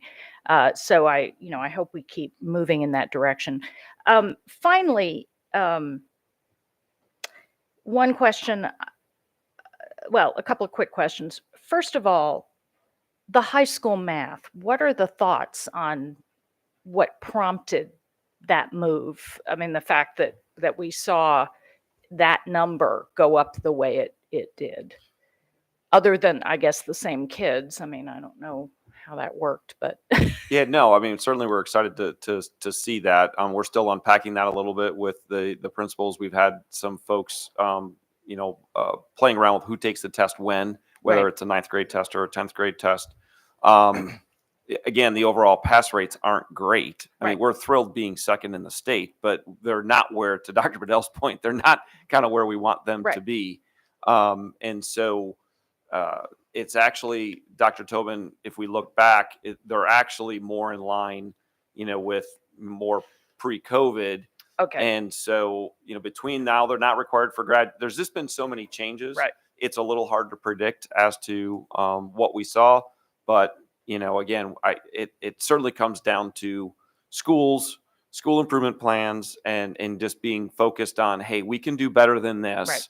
And making it a focal point through strategies, through action steps, through monitoring, through feedback, and everything that these ladies do literally every day supporting schools. So it was great. We want to take that number, and whether we're number one or not, we just want that percentage rate to really get back move. to those pre-COVID days where we were at a much, much, much higher percentage. And obviously next year it'll be exciting to see what a full year of Reveal Math at the elementary level can show us. Correct. And finally, just another pet of mine, as we're going through our first year of the dual language immersion, I would hope, and I'm sure it will be the case, that we'll be doing some real tracking of that cohort of students to see what we see. I mean, we know what the research tells us it should look like, but obviously we'll have to see if indeed we see the kind of trajectory that we would hope. So we will absolutely look at that, Dr. Toman, and then I will also share with the board that the state now gives us the opportunity to actually test students in Spanish. So there's requirements, right? You have to get instruction in Spanish. I mean, so there's requirements to it, but we now are able, if we think it's to the benefit of the student, right? If it's better for the student, we can actually test students in their native language in Spanish. And so that's a nice step in the right direction, in addition to the schools. Wonderful. Thank you. Thank you all very much. Ms. Shahan. First, thank you as always for the wonderful presentation and very data rich. And I just wanted to point out again for the public listening to this presentation at home that may have read recent articles about this topic, what you said, the importance of not being careful when comparing this to last year. So I want to say it again. Be careful when you compare this to last year. This is apples and oranges, folks. And so it behooves everyone out there in the audience who feels some type of way about what they've seen in this most recent one to watch this presentation and to look at the opportunities and challenges slide in particular. I don't have any questions per se, because it was a lot of what I wanted to know was covered by previous colleagues' comments and questions. So I thank them for that. Saves my breath a little bit. But one thing I will say is, because I also on the campaign trail 5, 6+ years, whatever it was ago, I also heard from a myriad of people talking about teaching to the test. There's a lot of that. Mastery versus mastery of skills. The fact that the state has come to a little bit and removed some of this as graduation requirements, I then assume we will go into our own policies and align them with the state and not require that as well. You said it was algebra 1. There was one other one. English 10. And English 10. That's a step in the right direction. I was never a good test taker. It did not matter. It did not matter if I knew the material or not. I had massive test anxiety. I took the SAT 4 times, for example. My parents, God love them, and didn't do better on the 4th versus the first one. Why? Because I don't test well. So the fact that we're removing that barrier, I think, is great, because there's so many other ways, as we've said over and over tonight and in previous sessions, to test the true skills and abilities of a student. So I'm glad that the state is moving in the right direction. You can do away with the rest of them too, please. Just saying. And but I'm really grateful for this data, and I really look forward to next year and being able to really compare apples to apples, folks, on all of this. I think will be more eye-opening and more revealing than what we've seen here tonight. And I'm very grateful for all the work you do every day to crunch the numbers so we don't have to. My math is bad. Anyway, thank you very much for your time. Thank you. Ms. Stent. So my question is about the 10 to 12 schools that are below grade in one scoring 1 and 2. What are we going to do about them, and what is the strategic plan, I think was your word, that we have to get this, because most of them are the same schools that was last year. So what are we doing to try to get those schools up? Yeah, so the curve hurt us, right? So we did increase the number of 2-star and 1-star schools. The 1-star school is our evening high school program. So that is, really kind of not a comprehensive school. It's a really set up to be a school for students where the day school is just not working for you. So Dr. Bedell and I have had many conversations around, what do we need to do?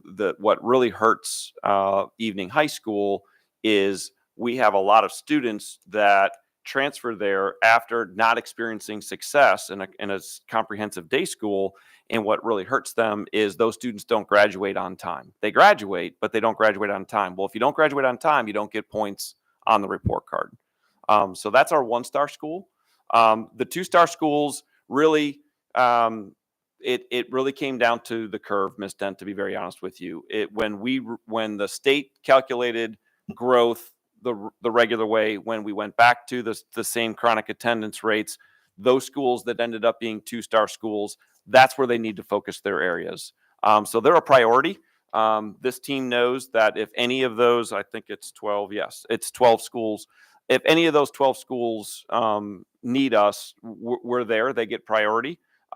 They get priority from other departments and divisions that are sitting behind me as well, with respect to resources, with respect to professional development, with respect to we actually seek them out. So I'll give you an example. So in addition to the data that we share with schools down to the teacher and student level, what we will actually do for it, to your question, 2-star schools, is we will actually create unique, what I'll call one pagers and specialized ESSA houses where they can see definitive. We kind of take the guesswork out of it for them so they can see exactly where to focus their efforts through a school improvement process. So when they set their goals, their targets, their action steps, their strategies, their monitoring tools, that it's definitely going to make a difference. And so we predict that the vast majority of them will come out if they just focus on growth and attendance. And there are a couple of other areas that we focus on, but what we really get to them to do, Ms. Dent, is focus on 2 or 3 rooms. We have a lot of schools that try to focus on all 9. It's hard for any school to focus on 9 different things and make a difference. And so we really help them prioritize, where do you need to focus to get yourself out of that and get yourself into the 3-star land and then hopefully beyond. So they get specialized treatment. Okay. So I know a lot of it is because of chronic attendance. In those schools particularly. Yes, I realize that. So we fixed majority of the transportation issues that are affecting those schools. So we've done a lot of work in that, to your point. But what other areas are you seeing outside of chronic absence? What would be, if I say rated out of the 9 blocks, what would be the number 2 for those particular schools? I'm only talking about the 2-star growth. And what does that mean? Can you elaborate on that? Sure. So any student, so a couple things happen, but the growth is any student in the school who has a previous test score. So your 4th and 5th graders, and then your 6th, 7th, and 8th graders. What we do is we compare those students to however they did the year prior. We look at every student in the state that had that same exact scale score, and then we compare them to how they did the following year, and then we kind of rank them. And so the number of students who then do better than their prior year, the school kind of reaps the benefit of that, and then they do an average, a student growth percentile, and then you can get more points. And so what we need to do is we need more students doing better on those tests so that the school will get more points. So it really is about moving the needle. You don't have to pass the test to get better. You just have to get better from where your starting point was. And so wherever your starting point was, we look at every other student in the state that was at that exact same starting point, and then we want to see you grow at least as much, if not more, than those other students in the state. Thank you. Thank you very much. Okay, Mr. Corkadell. My apologies if time permits. I just had 2 quick things that my colleagues had brought up. When Dr. Tobin had asked about, and you had shared about the opportunity to administer the test in Spanish. That's one language of several that we have strong student presence. So the students that are, let's say, Korean language based, or coming from a whole host of different countries with different languages, of course, how are they just not counted?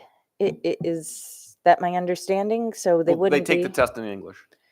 So they take the test in English and probably don't do very well. And then how do we, I guess I'm struggling here with each and every student, and then how we get so many kids discounted. What Ms. Den had, her question about, like evening high school, for example, when you were bringing that up. That to me is a significant number of our students are not being counted. Well, if they're not being counted and they're not being calculated and they're not being tracked, how can we have schools that are being accountable to each and every student. And I'm talking about the state, not us at the local level. Mhm. We backfill those gaps. But it seems pretty evident to me that some of these things that we're not able to get points for, these aren't these aren't divots, these aren't widgets, these are actual students. Correct. And so if I can't count them, then how can I quantify the resources? And how do I get the resources from the state if they're not calculated in the profiles as they're assessing us? It seems to me, is that something that I'm just missing a component that's not part of this? Because what I'm hearing is that we're just getting around, 50 years later, to addressing some of our one language of our bilingual students, after we have been trying to serve well. And our evening high school kids, we should be tracking their progress, and we should be getting points for that just because they experienced a skip year. Well, what if that was a health skip year? So all of a sudden, there's a percentage of our students that we're not tracking, or that the state isn't tracking, I should say, because we are, that we will not be able to as well resource as we can the students that we're tracking. Does that make sense to me? Yeah, to some degree, Ms. Corcadell. I mean, It's an evolving process, to this your is point. very frustrating. And, we're excited that we're going to be able to test some of our English learners in their native language. Obviously, that's mostly for our newcomers.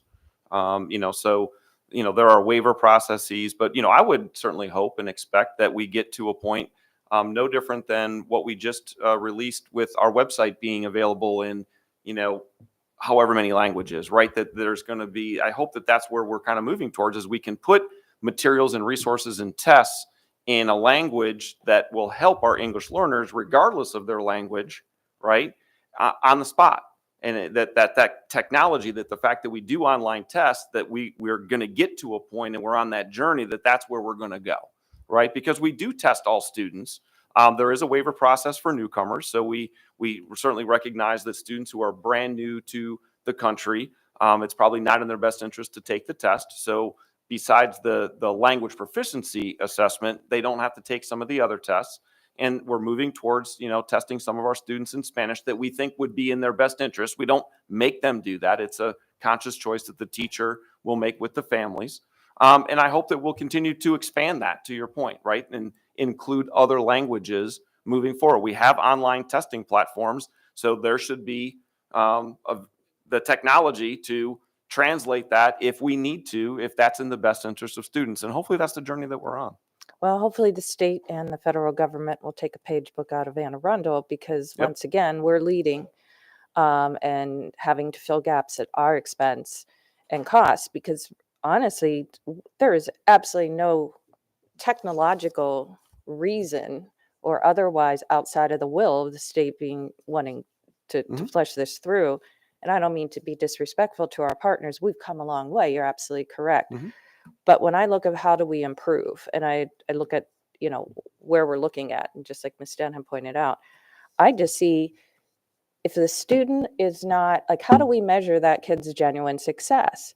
Because we can't. If they don't have the testing experience from that age, how on earth would they well perform in that testing environment? By the time, they're going to be out the door and graduated before they're in that comfort zone. Particularly if they're not starting in the elementary level. I just find that to be greatly disadvantaged. And as I said, if you're not seen, you're not thought about. And if you're not participating in it, and we can't have participation in that, then how on earth are we going to genuinely give these students that opportunity of progress? Because we can't just do it in a vacuum here at the local level. We have to have that support. How can we quantify that? I saw the state released our numbers, and yay, we got a couple percentage points greater than last year, but doesn't even compare it with inflation, of course. But those are dollars that are not coming from the state, that are coming in for certain students, but not for all of them, because those are the numbers that they use to help us get funding, to help us get all of those programs and those resources. to give us those partnerships. And I really hope that somebody out there is paying attention to that, because we've got a lot of students that could definitely benefit, and I think would better be reflective of this grading system when people are shopping, I guess, school shopping, for lack of a better term, based on some of it. Thank you guys so very much. I Thank you. apologize to my colleagues, but this is really important, and it's also what we're having to deal with the legislation in part with Blueprint, and so I think it was a good conversation. But thank you guys. Thank you, Ms. Corkadell. So I too would like to give a shout out to Park Elementary. I believe Park Elementary is my alma mater. I went to Park Elementary, grades 1, 2, 3, and I understand they became 4 stars, if I'm not mistaken, which is wonderful. So shout out They to were. them. Again, I guess it's the teacher hat coming out. As a teacher, I can't tell you the number of tests that I administered. I administered many, many tests, and there's some barriers to success. Now, we've heard about some wonderful success stories here. There are some barriers, and I think part of the barriers, of course, it was mentioned about the absenteeism and transportation, which had a big impact on that. But the administration of the test also has an impact on what happens. I mean, I can remember giving these tests or administering these tests. The mindset of the student is critical to their success on that test. The mindset that I had as I administered that test was absolutely critical. And then I think the entire mindset of the entire staff is going to have a huge impact on that. When students know, and when there are really positive relationships between students and staff, there were many students, as I recall, who wouldn't do their best on a test because they didn't think it really mattered. Well, they do matter. And so I just thought I'd throw that out there. Mr. Dykstra, want to thank you so much. And this wonderful group of people that love data. Yes, we do. Well, Dr. Riddell's a data guy too. I don't know that I've ever been a data guy, but we thank you so much for the presentation. Absolutely marvelous. Thank you for the opportunity. And I'll never look at Faye the same way.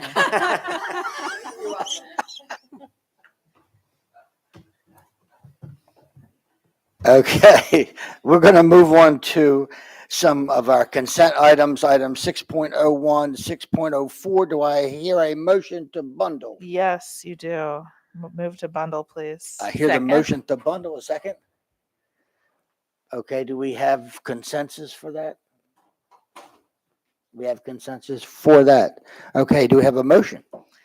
Well, we need a recommendation first. Oh, yes, Dr. Bedell, we need your recommendations. Thank you, Mr. President. The superintendent recommends the approval of the consent items 6.01 through 6.04 for approval from the Board of Education. So moved. Have a second? We have a motion and a second. Any discussion? Yes. Yes. Yes. Ms. Howe? No. Yes, I have. Oh, I'm sorry. I didn't see your light. Okay, Thank Ms. you. Schalheim. Okay. 6.01 solar power purchase agreement. OMG. Y'all know how much I've wanted this for so long. I am delighted. Thank you. This is going to be great for us. Yes, and then I don't have to talk about it anymore. Yay. Which I'm sure delights more than one staff person. I'm so thrilled. I know that we do so much in sustainability, so much. We don't toot our horn enough about sustainability and all of the things that we do. Solar is but one of those things now. But I'm thrilled. Thank you. Yay. I see no more lights. Ms. Howe? Mr. Lynn? Aye. Ms. Frank? Aye. Dr. Tobin? Aye. Ms. Ellis? Aye. Ms. Corkadell? Aye. Ms. Schalheim? Aye. Ms. Dent? Aye. Mr. Soakworth? Aye. Motion passes 8-0. Okay. Moving on to some action items. 7.01, we do not have any administrative personnel appointments this evening. So 7.02, policy revisions, first reading, school calendar code 1B. Thank you, Ms. Mr. Wilson. President. We will have Grace Wilson, who will present the first reading for this policy before being posted on the website for a 30-day public comment period. Thank you, Dr. Bedell. Good evening, President Silkworth, Vice President Frank, and members of the board. I'm Grace Wilson, Legislative and Policy Specialist. Policy IB, school calendar, is before you this evening on first reading. It was last updated May 17th, 2006, and is being revised to reflect the current practice used to develop and adopt the school calendar. There are two substantive changes that have been proposed to the policy. First, position statement 2 has been revised to outline the minimum school calendar requirements that must be addressed in the committee's recommended school calendar. And position 3 was added to specifically note that the board may modify school calendars recommended by the committee. As Dr. Bedell said, after this evening's meeting, it will be posted for a 30-day public comment period. And with that, I'd be happy to take any questions you may have. I am seeing no questions. Thank you, Ms. Wilson. Item 7.03, community use of facilities code KC. Ms. Wilson. Thank you again, Grace Wilson, Legislative and Policy Specialist. Policy KC, community use of school facilities, is on first reading this evening. The policy is being updated to account for the expanded use of school facilities required by the Blueprint for Maryland's Future, including community school uses and nonprofits operating under the Maryland Consortium of Coordinated Community Support Grants. The purpose paragraph has been updated to reflect and provide examples on the type of school facilities the policy and regulation apply to, and the position statement has been revised to permit the use of school facilities for social, emotional, physical, and behavioral health activities, in addition to educational, civic, social, religious, and recreational activities. As with policy IB, this policy will be posted for an additional 30-day public comment period, and I'll take any questions you may have. Ms. Crocodile. Thank you. Just real quick, when we were developing the draft of the policy, we already have a partnership with quite a few folks in our community, and from time to time, board members will hear if there's a little snag on something, or a little lag on a response. But overall, did we take into account feedback from those stakeholders who have been using the facilities and feedback from administrators who manage that in the course of drafting the language? That was not something that specifically came up in the conversations regarding this policy. I will say I worked very closely with our Chief Operating Officer, Dr. Bill Heiser, and Kyle Roof, our Director of Facilities, who I believe would have that information, and it wasn't raised as an issue. Okay, yeah, not an issue. I just wondered if it encompassed some of feedback from our current users, when we go and update stuff. I will say the policy and the regulation on this subject are very general because we have a very detailed community use of school facilities manual that really contains most of the meat on this subject. Gotcha. And the manual's in the regulatory. It's an operating manual. Yeah, it's not something that the board engages in. Gotcha. Okay. No, thank you very much. Of course. Okay, I'm seeing no more lights. We'll move on to item 7.04, items of legislation. Again, I'm Grace Wilson, Legislative and Policy Specialist. The 446th Maryland General Assembly began last Wednesday at noon. We're anticipating a large number of bills this session. The first of those are before you in this evening's legislative exhibit.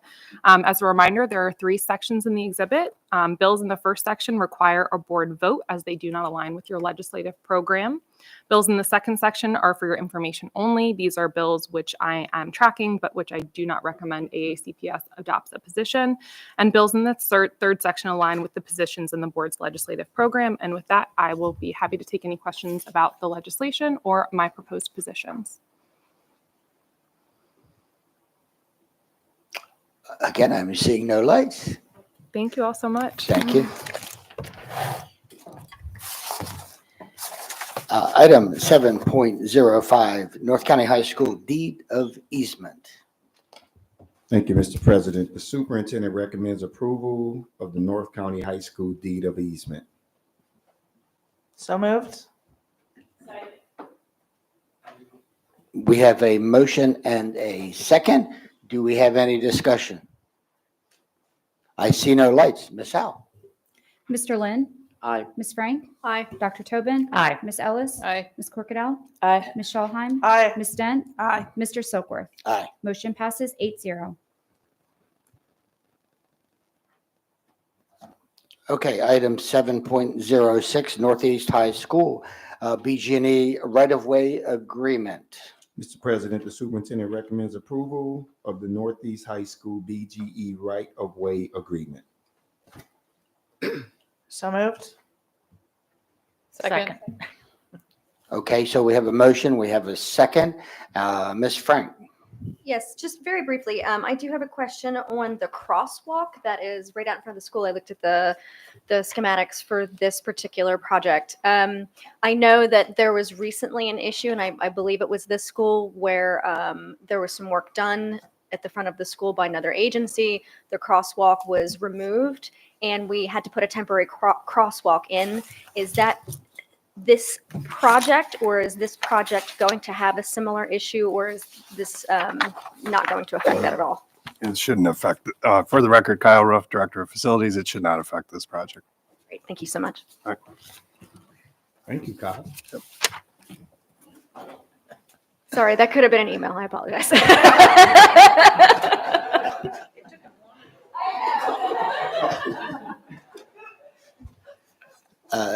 Seeing no more lights, Ms. Howe? Mr. Lynn? Aye. Ms. Frank? Aye. Dr. Tobin? Aye. Ms. Ellis? Aye. Ms. Corkadell? Aye. Ms. Schallheim? Aye. Ms. Dent? Aye. Mr. Silkworth? Aye. Motion passes 8-0. Okay, moving on to item 7. Item 7.07, the resolution approving the retiree health trust agreement. Do I have a motion? Let me make the recommendation. The superintendent recommends that the board approve the resolution approving the retiree health trust agreement. So moved.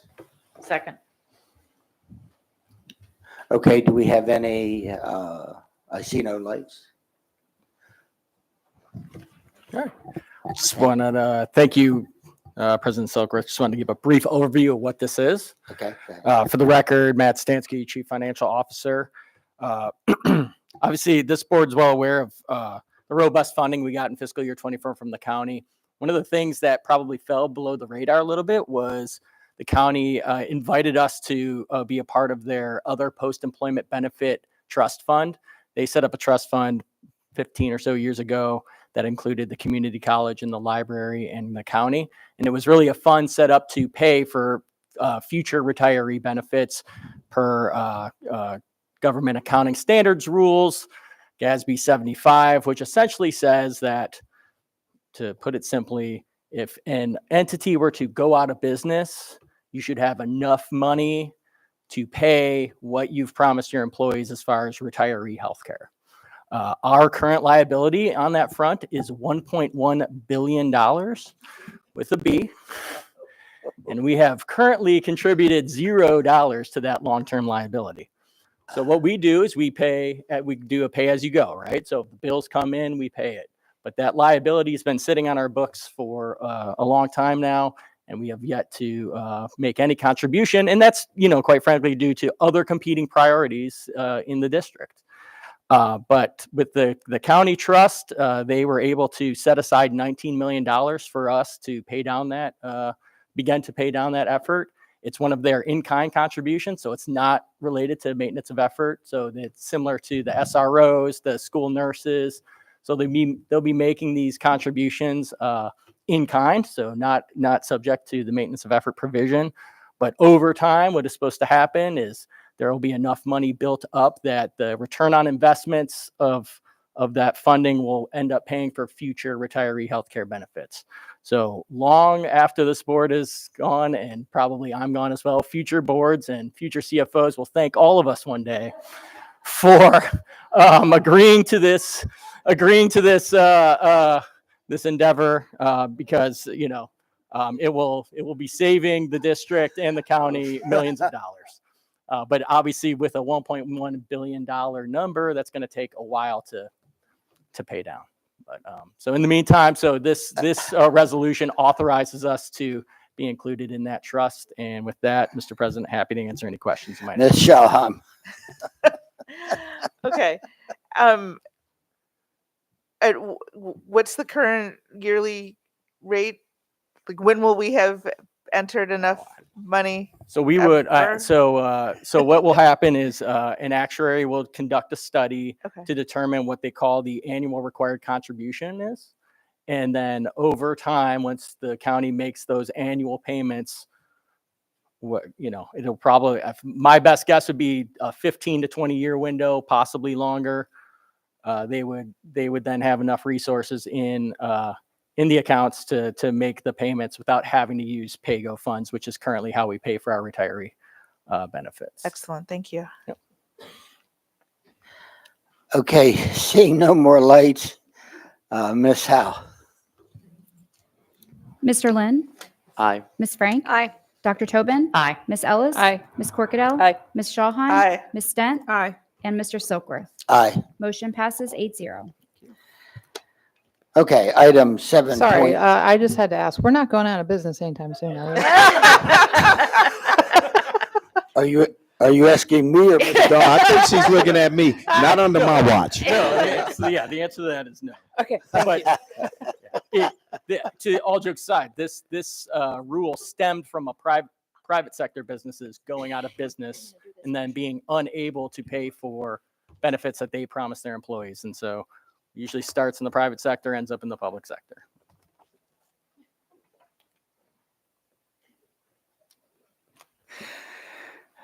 Does that mean I need a second job?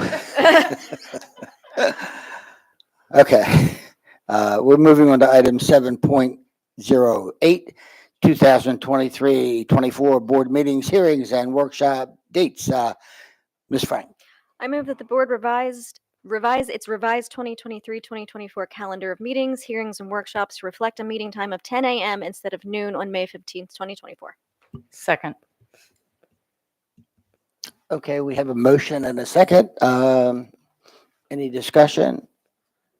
I see no lights. Ms. Howe. Mr. Lynn? Aye. Ms. Frank? Aye. Dr. Tobin? Aye. Ms. Ellis? Aye. Ms. Corkadell? Aye. Ms. Shawheim? Aye. Ms. Stent? Aye. And Mr. Silkworth? Aye. Motion passes 8-0. Okay, moving on to items 8.01, monthly financial status report for review. Okay, and 8.02, construction status report. Okay, so we'd like to thank everybody for being with us, ladies and gentlemen. The next meeting of the board will be, I believe it's February the 7th, 2024. It'll be here in the boardroom at 12 p.m. meeting. The policy committee will be meeting Tuesday, February 6th, 3 p.m. virtual meeting. And the budget committee will meet Monday, February the 20th, 12 p.m. virtual. Equity, Tuesday, February 27th, 12 p.m. virtual.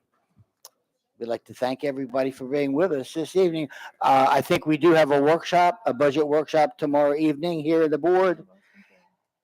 And what's the other thing? We have a budget hearing at Old Mill, and that's next Thursday.